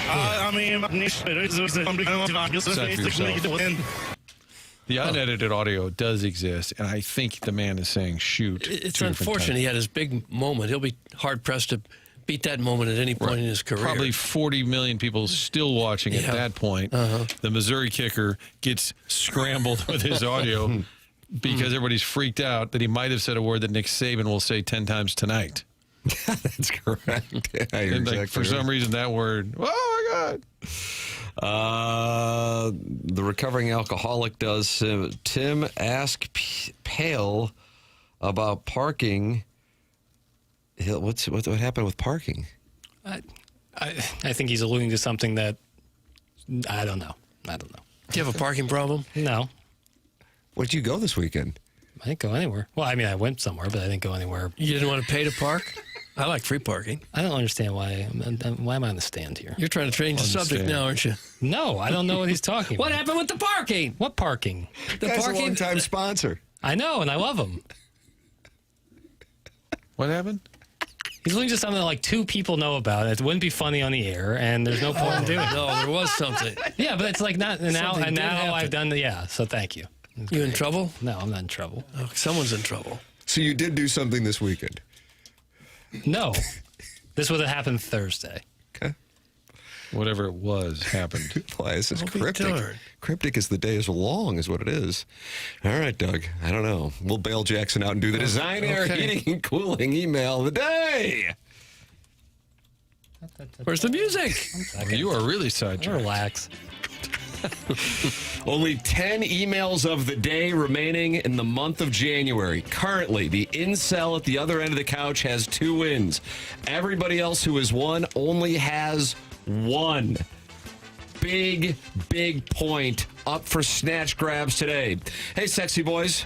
Cougar Hunter Jake here. Appreciate the votes the other day. I think the plan to have Jackson and I hit the town is a fabulous one. There hasn't been a match this fantastic since Doug and I were rolling dirty in his Lexus up to Harry's. I name-dropped the hell out of him on that back patio, and the girls loved him. He was more popular than new cat in a MAC-filled room of CBC grads. I don't understand that. I got labeled new cat. Oh! By papers, I think, or somebody. I didn't know what that meant. I forgot along the way. New cat. It was so great that you got it, and then I now know it. Okay, you're the new cat. I think a caller said that one day. Got it. Jackson's appreciation for older ladies like Charlize will be needed, since a cougar to me is now in the 62 to 68-year-old range. Yum. I can sweet talk the cotton tops about threesomes. The cotton tops, Doug, you What's like that supposed to mean? Jackson? I have no idea. Is this audio getting scrambled like Harrison Mevis? Is that what just happened? The cotton tops about threesomes and foursomes, while Jackson helps sign them up for Medicare plans. At some point, he'll clear his throat, and we'll take them back to his apartment, enjoy a nice cobbler and Salisbury steak, and reminisce about Pope's Cafeteria. Sign me up, Jackie, baby. I'll see you at Filoni's next Friday. P.S. Where's Freak Nasty Sugar Cookies? P-Hump, Blueberry Pop Pop, Plops. I miss them all. Doug, that's from Cougar Hunter Jake, and he goes on hot laps. Cougar Hunter Jake. I looked up a cotton top, someone with a very light or white hair, often due to aging. Like a Q-tip. Jackson, is that your kink? And we don't kink shame. No. Big hair is what I like. Cotton top. Hey, boys, the husband was home with COVID all weekend, which meant I watched a lot of football. Being a Bills fan has to be tough. Kind of like being an Oregon State women's soccer player, or at least the one who played Hey Diddle Diddle in the corner while a bride-to-be and maid of honor tag teamed a gentleman in Las Vegas. It's a true story. Always in the middle of things, somehow still left out of the big game. Tragic consistency. What I don't understand is why, when wives get sick, life continues as usual, but when men get sick, they're suddenly Victorian children. This man baby did absolutely nothing all weekend. Nothing. Laid in bed like a fallen hero. At one point, I considered secretly doubling his NyQuil dose purely for peace and quiet. Purely joking, Doug. But instead, I just listened to the bell he somehow acquired and rang every 12 minutes like I was working room service at the Ritz. Gotta run, being called again. Go Hoosiers. That's from Sharon D. Sharon D., a gentleman. Tim must be a distant cousin of Vasily Alexeyev. Vasily Alexeyev? I feel your pain. Because he unquestionably did all the heavy lifting on today's show. But this email is about one of my fantasies. He comes in my diner early in the morning after summing up televised athletic contests. He turns the front door sign around to closed. Dressed to the nines, blue eyes and socks matching his blue-collar Van Heusen. I'm wired. Time to blow off some steam. Next thing I know, I'm as naked as the day I was born. You're a damn good fry cook. Here's your reward. Then his magical man hands had me pulling a Stretch Armstrong, and my feet were wrapped behind my head. Oh. Died by his blue earbuds. Doug, you're wearing blue earbuds. Oh. Is this Kevin Miller? No, the last name is Michael, Mike, and then the last name is Hum. Michael, Mike, and then the last name is Hum. That's correct. Michael, Mike. Michael, Mike, I don't get it. I think he got you where you wanted to. Okay. Sadie Hawkins, Doug, Caleb Williams threw a humdinger of a game-saving touchdown pass after running backwards 25 yards, but the clock struck midnight on the Bears season as they lost to the Rams in overtime. Josh Allen and the Bills lost again in agonizing fashion, thanks largely to a Rorschach test of an interception call. The Blues lost 5-0 in Edmonton, so we'll avoid discussing them any more than we're contractually obligated. The Billikens were inspired by Tim's presence to beat the Spiders for their 11th straight win, to the delight of the Baldwin Beer Bitch, who feels free to drop it at any time to tell Doug to watch the gay hockey show. And what is that called again? Heated rivalry. Heated rivalry. Okay, I'm not watching that. Meanwhile, Mizzou Hoops lost to LSU, but they remain tied for second with the Billikens in Libby Jack's power rankings, which Tim keeps asking him about because it's hilarious to watch people get fired up about arbitrary college basketball rankings in January. But I think the lead is that after the Rascal Flatts concert, Don Mattingly said it makes him think Libby Jack, working at TMA Remote, was in that body and managing the board with all the audio issues. Breaking news, local sound guy who identifies as the 618 is reporting that there weren't any audio issues with Rascal Flatts. They're just horrible. Their music sucks. Is that a new report? That's from Buck Swope, DBA, the Recessed Ladies Breast. Buck Swope. There is nothing quite so disarming as Tim supporting ownership and telling us listeners to call in or text him and MF him, giving the number. It makes me feel the same way as when my pear-shaped ex-wife... Oh, pear-shaped? There's no way to introduce your wife. Ex-wife. Used to tell me that she was ready for sex and Mr. Droopy would reappear with vengeance. That's from Shooter McGavin, the vice president of Not Going the Extra Mile by Coming into the Office on Sundays. Shooter McGavin. A poem about a man named Doug. Doug logs onto Facebook nightly with glee, watching AI clips of liberals yelling at his TV. Spoon deep in tapioca, he nods like a sage. Truth, he declares, pudding splashed on the page.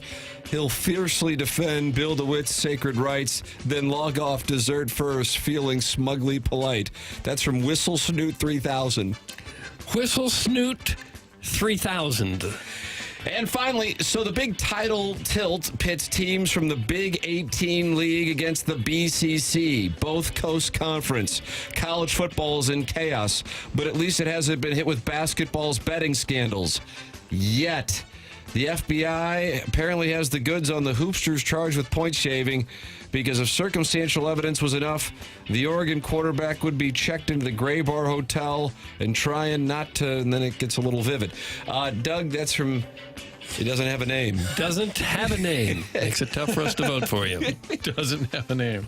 And that's what we have for the Design Air Heating and Cooling Email of the Day. We will announce the winner coming up at 10:55. We close out the Mark Hanna Evergreen Wealth Strategies 9 o'clock hour. Design Air Heating and Cooling, sponsor of our 10 o'clock hour, coming up next. Martin is headed to onboarding here on the holiday. We are headed into the 10 o'clock hour. This is the Morning After on 101 ESPN.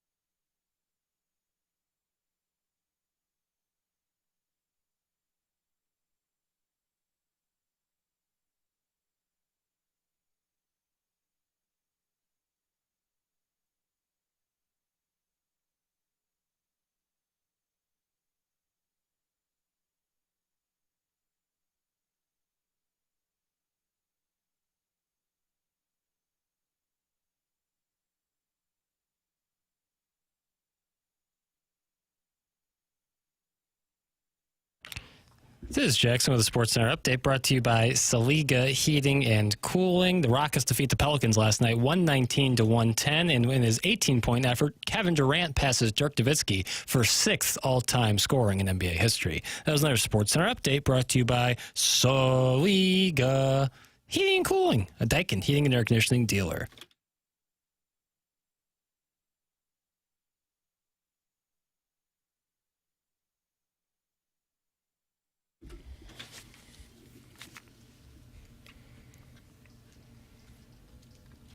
Boom. Hard not to get fired up on a Monday morning when you hear this, Doug. It's Monday morning in St. Louis.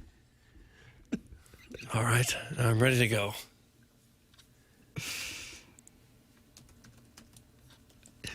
Who is this? Mark Wahlberg.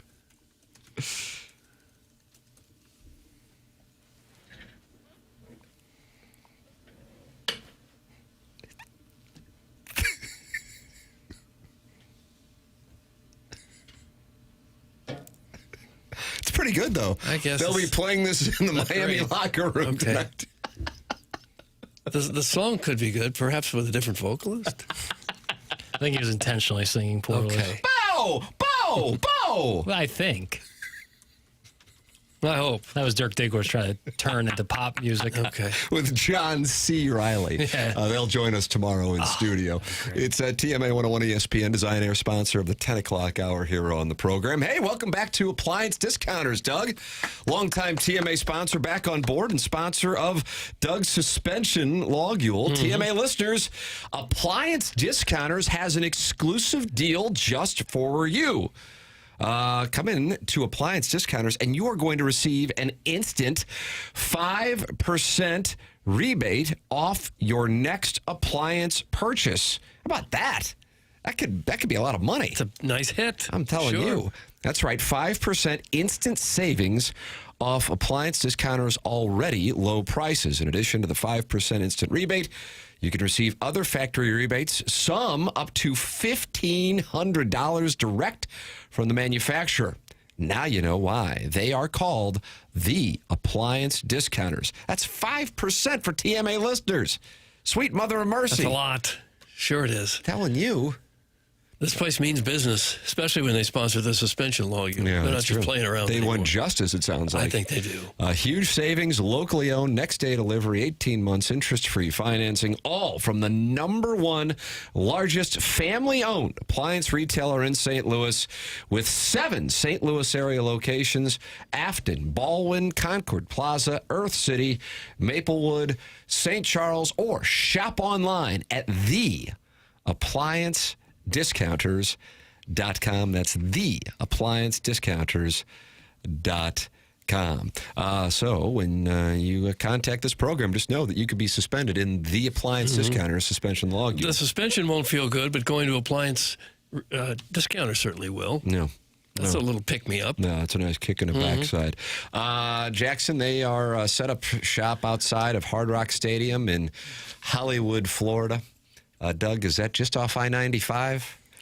It is. And I think it's actually Miami Gardens, Florida. I never know. It just kind of pops up, and it's Hollywood. right by the Seminole Casino. Hollywood's the guitar. where the Panthers play, right? I thought that was Sunrise. Hell, I don't know. We just call it Miami anyway. Okay. But what do you think, Papers, about the Sharps coming in and moving the line a full point yesterday at 3 o'clock? I do not care. Wow. Indiana minus 13.5. Wow, he alt-lined it, too, because the number is 7.5. He doesn't want 7.5. He wants better odds at 13.5. I want 13.5. Yeah, I just think Indiana is head and shoulders better than Miami, certainly, but pretty much every team in the playoffs this year. Certainly looked that way so far. They have a quarterback who doesn't make many mistakes, offensive line who dominates, and a defense who preys upon the mistake. And Carson Beck in a big game, although in fairness he has an outstanding record just in his college career, I just think Indiana is too well oiled. I want to pose a question that I recognize as crowdsourcing, and I also don't think anybody really has the answer to. But I'm going to ask it anyway. Okay. So I'm asking everybody here on the dais and in the audience, both. I'll look up at the Michelob Ultra YouTube chat and in the Air Comfort Service text inbox for these responses. Does anybody recall at all what the mindset was? It would be 6 years ago now when LSU was taking on Clemson. That was the national championship game. It was not real memorable. LSU beat the living hell out of them. LSU was viewed as the team that Indiana is now being compared to, except they, in the moment, people thought of them as having star power, and I don't think that Indiana's viewed that way, even though they both had Heisman Trophy winning quarterbacks. That LSU team had Jamar Chase, Justin Jefferson, amongst others, along with Joe Burrow. And the reason I ask it is not only was LSU great, they also were trending at that time like Indiana. Because right now, the counter to the public betting, and I think people believe this, but maybe they're just doing the Colin Cowherd thing where you say the opposite of what everybody else is saying, is, well, look at what Indiana did against Penn State. That's the best comp. You know, that's what Miami's going to do tonight. Look at Indiana. They had trouble with Iowa. And both those things are accurate, but both those things also took place more than 2 months ago. Now, the other side of it is the last time Miami lost by more than 7 points, or 7 points or more, it was November of 2023. So even though Miami's had some losses, and certainly some losses to some lesser teams, they aren't getting blown off the field. In other words, their style that Cristobal coaches with the dominating play that they've had in the trenches makes it difficult for them to get blown out. And again, I have financial interest in Miami, so I am going to try to reason my way through how I want to handle this evening. I mean, I can bet to a sure profit. It just reduces the profit substantially by taking Indiana, because Indiana is minus 320 on the money line. But the line has dropped to Indiana minus 7.5. And I'm trying to wrap my mind around that. So specific to that LSU-Clemson game, have you guys found anything on that? I'd be curious if people were thinking that Clemson could win that game. I did not. I thought LSU was going to beat the living hell out of them. I'm not as sure on this one, but I keep saying I have financial interest in it because I recognize I have to acknowledge my bias. It's like when I talk about Notre Dame, I don't really care, but my family cares, and so I know I might have some bias. Oh, I see. You see what I'm saying? Yeah. I don't remember at the time thinking that LSU was just a completely unbeatable team. You look at who they have now, and some of it's because the guys have been so good in the NFL too that, man, they really did have some players on that team, and they did. But at the time, I don't remember them thinking no one's got a chance against LSU. And I kind of think that way right now about Indiana. You don't feel like... I don't think anybody could play with Indiana right now. The spread was 5.5 on that game, for the record. I did think that in the moment. I thought that was a world beater. So that's the thing that I'm trying to... Like, if I didn't have the futures bet that I have, I think I'd be betting Indiana heavy tonight and laying the points, by the way. I don't know. And because of my futures bet, I've watched almost every snap of Miami in the playoff, and that means a pretty good size sample here. I mean, you're talking about winning at A&M, beating Ohio State 24-10. Indiana beat them 13-10. That's another thing that those who are on Miami keep pointing to, but I think sometimes that can be kind of a misnomer on those when the margin is, it's not like they stopped them and it was a late touchdown. Ohio State was kind of in a mode where they were trying to save clock. I don't know. And then the Ole Miss game. And I think Miami may have played its perfect game against Ohio State. I tend to think you're going to see more of what you saw against Ole Miss when Miami's playing tonight. And in addition to that, Miami has some real injury questions, whereas Indiana's about as healthy as you can be, considering this is their, 16th game of the season. And they've, played some big-time football here over the last few weeks. Yeah. So I'm trying to...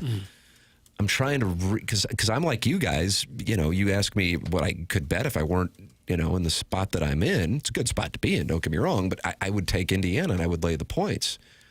So I don't know, because if Miami gets up, it's a different conversation. But if/when Miami falls behind, I don't trust Mario Cristobal and Shannon Dawson to run an offense that allows them to continue to do what they're going to need to do, which is just hammer the run and run maybe about 60 plays in the game to shorten the game. Yeah. That's what I think they need to do. And in addition to that, on the other side of the ball, Fernando Mendoza makes NFL quarterback throws. He puts the ball in a spot that the defense can't get to.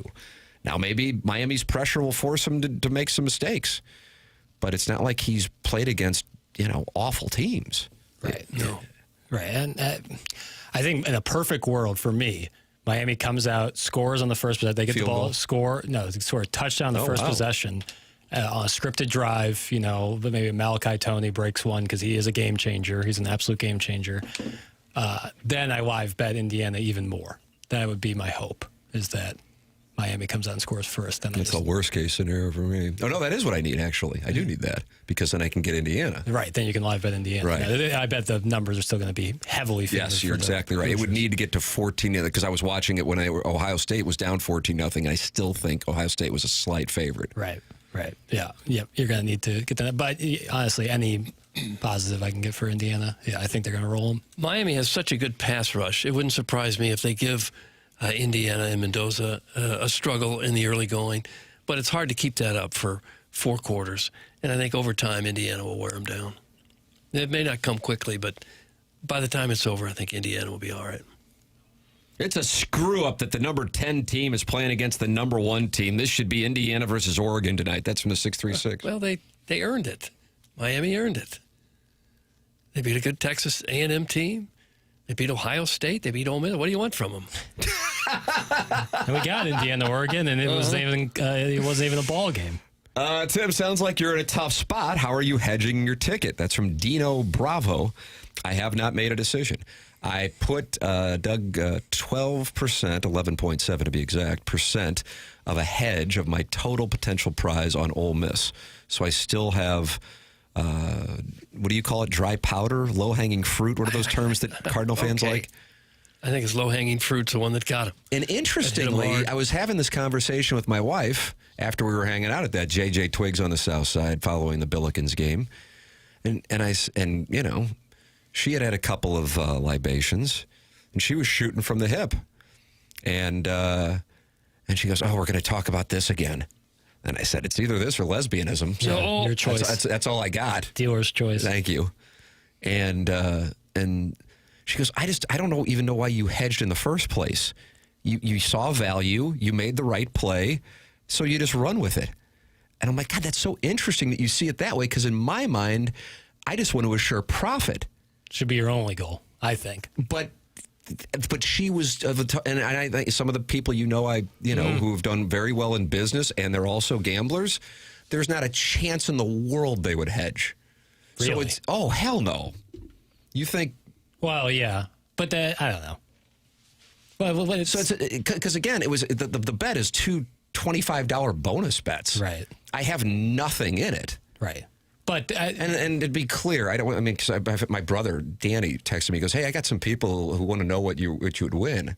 I go, "Well, they want returns as well." but just for the record, it's 4 figures. It's not like it's like life-changing money. It'd be a nice hit. Don't get me wrong. Yeah. So, I don't know. So then I sit there and I go, okay, but to me, but the problem is the price to bet Indiana. If I bet $1,000 on Indiana, I only win like $300. Right. That's kind of effed. Right. And that would really bite into. I get that. It's unfortunate it came out like if it was Oregon playing in that line, it changes. It would have been like minus 140. Yeah. So then that would have completely changed it from your perspective, or you might just be more inclined to ride it out. With this, I think you kind of have to. Just hedge? I think so. That's interesting. Yes, you would lose out on bonus bets that didn't cost you anything, $25, who cares? But the money you could have made while hedging is sitting out there. I just, in general, not specific to my situation, the mindset. From my standpoint, it's like, okay, I can guarantee a profit. Right. And the profit, but then I'm like, I'll take that profit and then I'll build it into more when I see value. Right. The other bets that I make are like these little $10 things throughout the week. It's like, who gives a damn? But you build it up when you see an edge like this. And the edge that I saw was that Miami, I thought, was likely to get into the playoff. I didn't think they would win it. I just thought they were likely to get in. And so when I got them at plus 15,000, I'm like, well, that's the value. That's the play. If Miami was at plus 1,500, I never bet it. So That's it. These pop up every once in a while, and when they do, your edge is that then you can make your move when the number drops precipitously. I don't know. Well, one thing you can bet on is that Schaefer door will be there if you have any kind of problem with your garage door. I might call Jason Gosfrow and see what he would do, because that's the guy that would know. He's a wise old soul. He's built a great company with Schaefer Door Company. They service all kinds of garage doors for service and new install with LiftMaster. LiftMaster garage door openers are strong, quiet, and versatile. One thing Schaefer Door has is that special Monday morning standby service for doors that break over the weekend for whatever reason. That's usually when they go sour. And Schaefer Door's got people on call, ready to go on Monday morning to get you taken care of. They also service those huge commercial doors. If you run a business or a warehouse with big, tall doors, Schaefer is experienced in those types of jobs as well. Service techs are not commission-based, so they're not going to try to sell you a brand new door if you don't need it. The business has multiple family members that have worked there for many years, are big enough to handle any kind of job, small enough that you talk to a real person when you call them on the phone. The website is schaeferdoor.com. I'm going to go ahead and spell Schaefer now. Do it! That's capital SCHAEFER, schaeferdoor.com, or you could call or text them at 636-782-3608. Schaefer Door is a LiftMaster partner. There it is. Schaefer Door, sponsor of the podcast here on the Morning After. It is TMA. We will announce the winner of the Design Air Heating and Cooling email of the day coming up at approximately 10:55, and BK and Ferrario will take it over coming up at 11 o'clock, 11 to 2. Then the Fast Lane from 2 to 6 p.m., and that'll lead into 101 ESPN's live broadcast of Miami and Indiana from Sunrise, Miami Gardens, Miami Hollywood. Gardens, yeah. Mm-hmm. And that used to be where the Marlins played, and then they redid it, and they put, like, tents on it. Something like that, yeah. So the Marlins built their own place. Was that thing around when you were down in Miami, or was that? Yeah, it was there. What was it really? Yeah, it was Joe Robbie's stadium at the time. He was a long-time owner. Robbie family lost it due to inheritance taxes. Oh, similar to Georgia Frontier's children. Yeah, he got in the NFL with Danny Thomas as his partner. Oh, the singer? Uh-huh. Well, singer, comedian, yeah. Way back in entertainer, extraordinary. Entertainer. I guess late 60s or early 70s one. Paid next to nothing for the franchise. And then by the time he passed away, it was worth hundreds of millions. And his family couldn't afford to pay the inheritance tax on that. Seems reasonable. Yeah, it's fair. You can give your thoughts on estate taxes if you'd like. 314-399-9646. You can also attack me for hedging, or attack me for not hedging, or attack me for anything, actually. Just attack. Be on the attack. It'll always be attacking. Aggression. The program's called The Morning After. It is presented to you by Brown and Crouppen. The longtime title sponsor of TMA is Brown and Crouppen, and they are online at getbc.com, or you can call them at 314-222-2222. Founded in St. Louis in 1979 and helping St. Louisans for more than 40-plus years. To the insurance company, you are just a claim number. To your team at Brown and Crouppen, you are a person with a name that Brown and Crouppen cares about and will fight for. Don't you want a local law firm, one that knows how to handle the big national insurance companies and the local courts? Well, that's Brown and Crouppen. They are local. That's why you hear from Ed Herman, Terry Crouppen, and Andy Crouppen in studio on Tuesdays here on TMA, because they are right here in the community. If you think you may need Brown and Crouppen services, call 314-222-2222 or go to getbc.com. Make sure you let them know you heard about them on TMA. The choice of a lawyer is an important decision and should not be based solely on advertisements.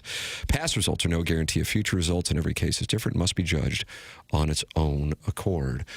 We are broadcasting live from the Stiefel Studios, Doug. Today is the first day of TMA Studios being sponsored by Stiefel. Great to have more and more companies get on board with this program, and Stiefel is certainly a brand synonymous with greatness in the St. Louis area. So thank you to Stiefel for their sponsorship of the studios here on The Morning After. Tim McKernan, Doug Vaughn, Chairman Kurtz slides into the dais when Martin slides out to onboarding, and Jackson Burkett. The program is called TMA, and it's presented to you by Brown and Crouppen on 101 ESPN and the TMA STL YouTube channel.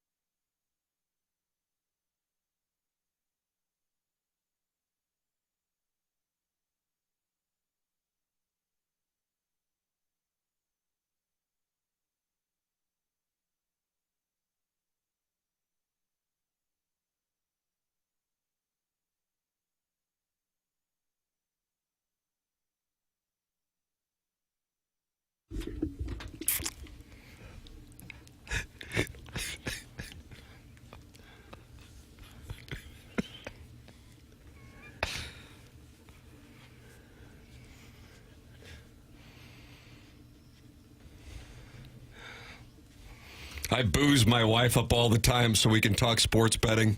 Strong move, Tim. That's from Al Formicola's burner. Oh, well, I didn't booze her up so we could talk sports betting. It was a byproduct of the booze. I see. Okay. Booze my wife up. Needed a title. Yeah, that Lorenzini's at the Billikens game, and then J.J. Twigs. It's a great 1-2 punch. Yeah, with producer Joe giving my 8-year-old life lessons. Did J.J. Twigs used to be in Webster? Or? There's several locations. Yeah. Okay. He took off his hat. Number one, it was a Georgia hat, and put it on my son's head, and then said, "Look at this. Do you recognize this as his hair?" Damn. Oh, gosh. Yeah, that's what was going on. A direct dig at you. That's exact. Thank you. Boy, you didn't have that coming. Thank you. I'm just a dainty little bald boy. Is he back to the long locks? No, but it was showing people pictures of himself with long hair. Oh, yeah. Last time I saw him, I think he had Was he drunk at the time? Because it's not sober behavior necessarily. You don't pull up pictures of yourself when you see people. Not usually. That's untrue. I've heard people say they go up and meet Doug, and after 2 minutes of conversation, he just starts pulling up old pictures of himself. Yeah, well, it's maybe a time or two. It's happened. That's not vain.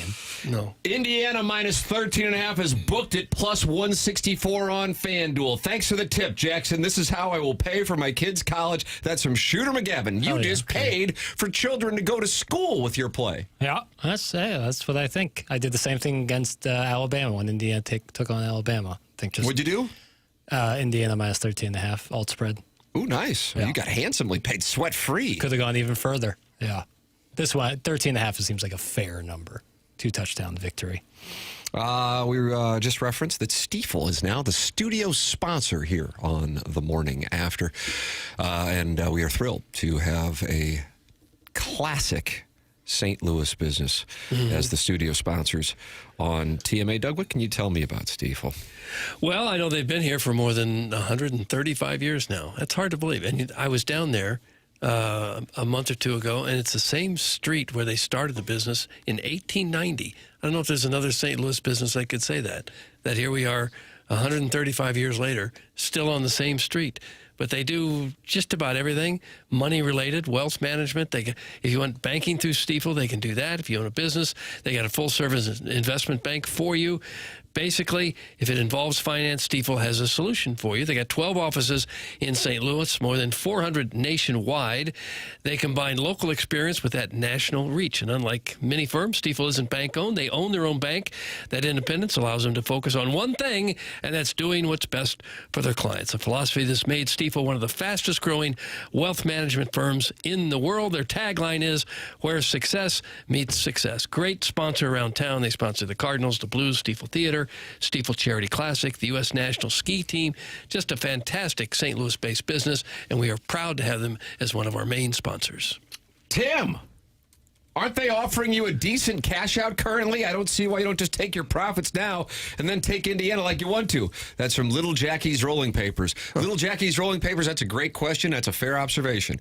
You want to know why I don't have a cash out offer? Why? Probably because it's not that good. Probably because it's Miami's. No, I don't have an offer. Why do you think that is? Why? Because Little Jackie's Rolling Papers makes an astute observation. It's because I made the bets with bonus bets. Yeah, that makes sense. And they don't offer cash outs on bonus bets. That makes sense. That's the reason, because that is exactly what I would do, Little Jackie's Rolling Papers. I bet the cash out wouldn't be that good, though, because Miami's so... It's... The Such spread an underdog. is, I don't think it's like when you get like a anytime touchdown parlay and 3 of the 4 hit, you're not going to get a good cash out. Yeah, I mean, I'm going to be working the live betting tonight. Yeah. Like Russell Crowe and Zach Galifianakis in A Beautiful Mind. That's what it's going to look like. Okay, and what did they do? Well, Russell Crowe is he's doing the math on the glass. Zach Galifianakis hangover is essentially counting cards to play blackjack. Similar scenes. Although I like The Hangover a lot more than I like A Beautiful Mind. Wow, Beautiful Mind just took a hit out of nowhere by Movie Boy. Yeah. I thought it was Best Picture, wasn't it? Yeah, it doesn't mean... There's been a lot of Best Pictures. Crash. Namely, Crash, Shape of Water. What are we doing? $1 Million Baby. Come on. Well, don't get upset. I'm cool as a cucumber. I thought I was texting with the non-ling. Doug, you remember the non-ling? Sure. I always text. There are a handful of people I know I can text early in the morning. Yeah. Jackson is definitely one who gets hit with TikToks and Instagram posts, and the Colonel and the non-ling. And Doug, all I do is say non-ling, indeed, indeed. That's it. And then he gives you a long rundown of what the Blues are doing. He does indeed. And I said, hey, did you see this over the weekend? This is from Darren Dreger. This is rough. That's all I'm going to say. Take a listen. Please listen closely. If you're a Blues fan, I think this is of note. Okay. And I just don't think they're very good. I don't. And I think that Doug Armstrong can see that. Again, use the R word, either rebuild, renovate, retool, whatever. But he can see that that's what's needed here. And he's had to go to that ownership a couple of times, under his leadership as general manager, and get owner there to buy in, and it's worked. I mean, they're Stanley Cup champions. So I am not calling out Doug Armstrong in any way, shape, or form. I'm just stating the facts, and that is, as a GM, at times that can be difficult to do when you've done it more than once with your ownership group. So his level of frustration is high. He made the coaching change, hoping that would make a difference. I think that he expected that some of the younger pieces were going to take another step in their development, and that hasn't necessarily changed. But let's again visit. This is something that I often think about too. When you've got a talented, skilled young player like Robbie Thomas potentially in play, don't you ask yourself why? Yes. No, why is that? Why is that? Like, you would think that he'd be a piece that the Blues feel like they could build around. Yeah. And, that, again, according to our sources and teams who believe that this man, Robert Thomas, is available for trade, that's the first thing that comes to my mind in asking questions. Why? I mean, Kevin Shoveldayoff, after his media availability, when he talked about adding scoring, just said to me point blank, he goes, the problem with wanting to add scoring is, especially with a small market team like Winnipeg, you want players who have proven they can be productive players at some level. It doesn't always have to be at the NHL level, but preferably are under term. They have term left on their contract. Who's trading away a productive NHL forward under term? Nobody. Hit the goalpost there. I realized that was a long clip. That's 100% on me. That was not Jackson. That was, you think Jackson's watching Darren Dreger clips? You'd be wrong if you said no. Oh. So I saw that, and then I was texting with some people about it. And so, the essential, number one, he leads off by saying they're just not good. So they're going to have to go through another rebuild, renovate, whatever R word you want to call it. But then he gets into, why is Robert Thomas available? Because that's just not the way that it works. You don't have a player of that caliber being available. This is the non-links theory, Doug, and then I'll be curious what you have to say about it. He says the question about Thomas is great, but there could be a lot of benign answers. Number one, this is an Armstrong motivating tactic, not a good one, if so, in my opinion. Number two, Armstrong's price is so high that even if Thomas is available, it's unlikely a trade actually happens, or it involves everything the Blues need. Number three, Armstrong recognizes the timeline has shifted and the Thomas age range could be too old for the shifting core he may envision. And then just number four is an outlier of something sinister, conspiracy-ish, like Thomas is a problem, and they need to move him to fix things, even though there is absolutely no evidence of that whatsoever. So, with that said, what do you think when you hear that he is labeled as available by people? It doesn't surprise me that much. I mean, he's been around a few years. They can't seem to get over the hump or even close to the hump. They've traded players a lot better than Robert Thomas over the years. As good as he is, and he's the best player they got right now. But if you're serious about doing something to shake it up and get some quality players in return, I think anything's got to be on the table right now. I thought it was interesting that Vegas made a trade with Calgary the other day and got Rasmus Andersson, paid a lot for him. They got a defenseman in Zach Whitecloud, a first-round pick, a second-round pick. If the Blues can do that with some of their key players, get that kind of return, I think you'd have to at this point. I agree. And I expect that to be taking place over the next 2 months, not even 2 months at this point. There have been a few of these games where I'm like, okay, that's the one that's going to kickstart it. I don't think that's the way that it's going to work when you think about it, because you're dealing with another team, and the other team doesn't care if you just had a bad loss. And I think Doug Armstrong's mind is already made up. So it's not like after beating Tampa on Friday night, he's going, yeah, now I think these guys can really do something. I think he knows what they've got. And therefore, the move will come when the right trade proposal is accepted or made by the other team. And whenever that time comes, I think you're going to see some names head on out. It's just a matter of, would it also include number 18? And so that is what that discussion was. Again, that was Darren Dreger with those thoughts. Your thoughts, 314-399-9646. Harrison's brother Master, I'm not opposed to trading Thomas at the right price, and it would need to be big, but Kyrou is the guy that has to go. It's incredible.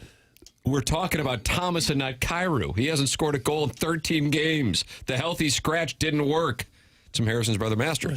Now, Jim Montgomery said following the win on Friday that he thought that Kyrou had played his 4 best games over the last 4 after that Tampa Bay win. It's not to say they haven't talked about Kyrou. They probably have. We were just talking about Tom. More surprising that they would want to deal Thomas, but I'm sure they've had conversations about Kyrou and probably many other players on the team at this point. Why wouldn't you? Yeah. I'm sure they've had discussions with Justin Falk about him as a veteran defenseman who's having a pretty good year for himself. I think a lot of the contenders would want somebody like that. I mean, I'm operating on the premise that, if there were betting lines on trades, you'd be minus 1,000 on a Justin Falk trade. That's about as sure of a thing as there can get.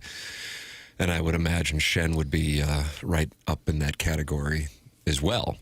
Then you can get into some of these other names that would reflect on what was thought to be, anyway, the young core, such as Kyrou, such as Thomas, and not necessarily as viewed as such, but a big deal out there. I just don't know who would take it in number 89, who certainly has been catching quite a bit of hell, and justifiably so, ever since signing that contract extension. 314-399-9646, Air Comfort Service text inbox.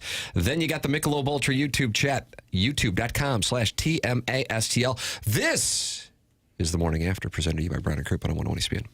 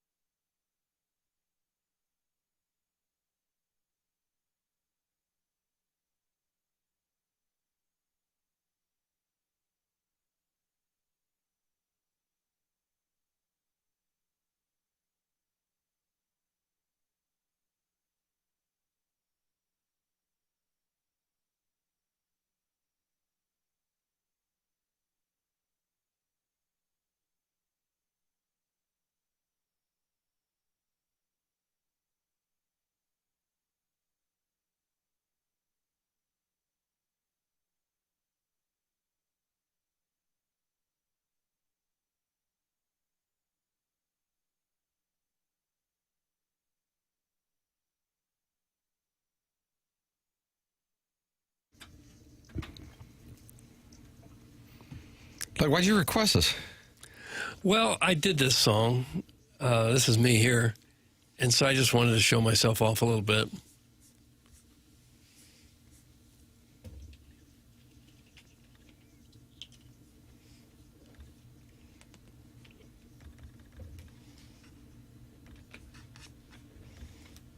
Jackson, what do we have? The Ariana Grande and Mac Miller. Oh. This song actually came out before they started dating. But did it bring them together? Some theorize. You think this is what brought them together? Oh, gosh, I don't know or care in the least. Jackson, I love your return music. Thanks, man. Appreciate you. Anytime I can play Mac Measy, I'm happy to. Mac Measy. Now, why do you call him that? Because he loves mentality, doesn't he? Yep, that's exactly right. Thank you. Mentality. If you're tired of always waking up exhausted, dad bod starting to weigh on you, finding it harder to get excited about, well, basically anything, if your energy, focus, and drive aren't what they used to be, it might not be that you're just, quote, getting older. It's a good chance your hormones and metabolism are out of balance. So this new year, let's get back to the old you. You remember that guy. Sharp at work, full of energy, fun, the one people enjoyed being around. That's where mentality comes in. They're not a macho, low-T bro clinic. They're human-centered, and their mission is to figure out what's really going on in your body and in your brain. Mentality starts by listening. They will run real labs and explain your results in plain English, then build a personalized, science-backed plan using hormone therapy and FDA-approved peptide treatments to help get your brain and body back on track. Right now, all new patient labs will be covered in your treatment plan. That's a savings of $250 right out of the gate. Reclaim the old you, the younger you with mentality. Schedule your appointment now at lowtusa.com. That's lowtusa.com, LOWTUSA.com. The winner of the Design Air Heating and Cooling email today, next here on TMA 101 ESPN.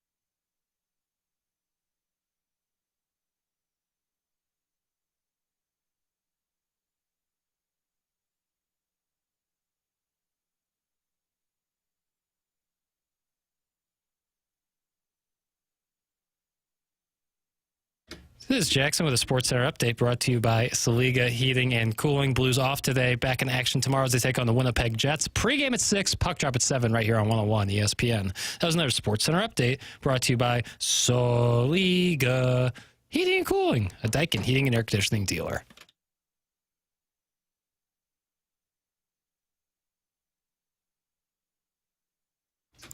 You know, I've had a lot of people come up to me and ask me how I got so hot.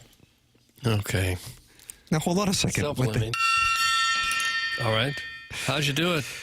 Well, one of the reasons is I'm shrinking, and I've chosen to lose my hair and be abrasive. So there's less of you to be ugly? Thank you. Is that what it is? And then I said, hey, it'd be great if my skull could be asymmetrical. And so I've gotten all these procedures done, but then I'm wearing Polos Plus. There you go. Draping yourself. in Polos I Plus. like that verb. Yeah. I'm draping myself in Polos Plus. Polos Plus, locally owned and operated, founded by Chris and Wayne Lawson of All Volleyball fame. Many people in the St. Louis area familiar with All Volleyball. They have been around for decades. Now, what is Polos Plus, you may be asking, because they are a new sponsor here on TMA. What they do is they serve small to mid-sized business owners, and what they do is they outfit teams so they look sharp and have some uniformity and pride in what they wear to work. So they contacted us here on TMA and said, hey, here's some gift codes for you guys to get Polos Plus merch. And then they just upload the TMA logo and put it on there.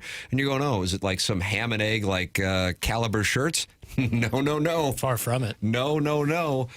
Jackson, name some of the brands that you had to choose from. Brooks Brothers, Carhartts, North Face, Columbia, Under Armour, Nike, Travis Adidas. Matthew. Travis Matthew. Yep. It's all there. You just go to polosplus.com. The people behind Polos Plus have been in this space for nearly 30 years. It's Polos Plus, longtime TMA listener Andrew Hubbard, and polosplus.com. It couldn't be any easier. I ordered my shirts, and I'm like, well, that was really easy. I wish I would have been doing that. That couldn't have been more simple. You upload your company logo on there, and now you got high-caliber merchandise, too. polosplus.com. The Athletic just came out with their brand new trade board this morning. Doug, how many members of the St. Louis Blues do you think are in the 37 names they named on the NHL trade deadline board? I'll say 5. Over. Kyrou is ranked 36th, and we scroll. Binnington ranked 25th. Braden Shen ranked 24th. Actually, I think you might be right on target. I apologize. Robert Thomas, 15th, fresh off our Robert Thomas discussion. Justin Falk, 14th. So there are the Blues on there. There is a Shen on there, but it's Luke Shen. Who's number 1? Number 1, Artemi Panarin. Oh. Of the New York Rangers, where Chris Drury sent out a statement saying, sorry, we're no good. We're basically rebuilding. Hope you can stick around. They loved it in New York. They love it in St. Louis. Jackson, who is the winner of today's Design Air Heating and Cooling Email of the Day and getting another point, and only 9 emails of the day left in this month before somebody wins a $10,000 HVAC system. Doug required some dramatic music. Yep. We have a vote for Shooter McGavin. Another vote for Shooter McGavin. Oh. A vote for Buck Swope. Okay. Another vote for Buck Swope. Oh, my goodness. But the winner today, Buck Swope. Buck Swope has just tied the incel from the other end of the couch. We now have a tie with 9 Design Air Heating and Cooling emails of the day remaining in the month of January. Unbelievable. Here we go. All right. Nice win for Buck. Congratulations, Buck Swope. He's always there. Boy, he's consistent. Yeah. You got to think Carlos Spicy Wiener is going to make this thing a 3-way tie at some point. It's the cream's rising to the top here. It's like a leaderboard at Augusta on Sunday afternoon. It's fun. You're right. It is fun. Time to shut it down. Okay. VK and Ferrari are coming up next for Jackson Burkett, for Chairman Kurt, for Martin Kilcoyne, for my brother Kevin, for Douglas Elvin Vaughn. I'm Tim McKernan. This has been The Morning After, presented to you by Brown Crouppen on 101 ESPN and the TMA STL YouTube channel.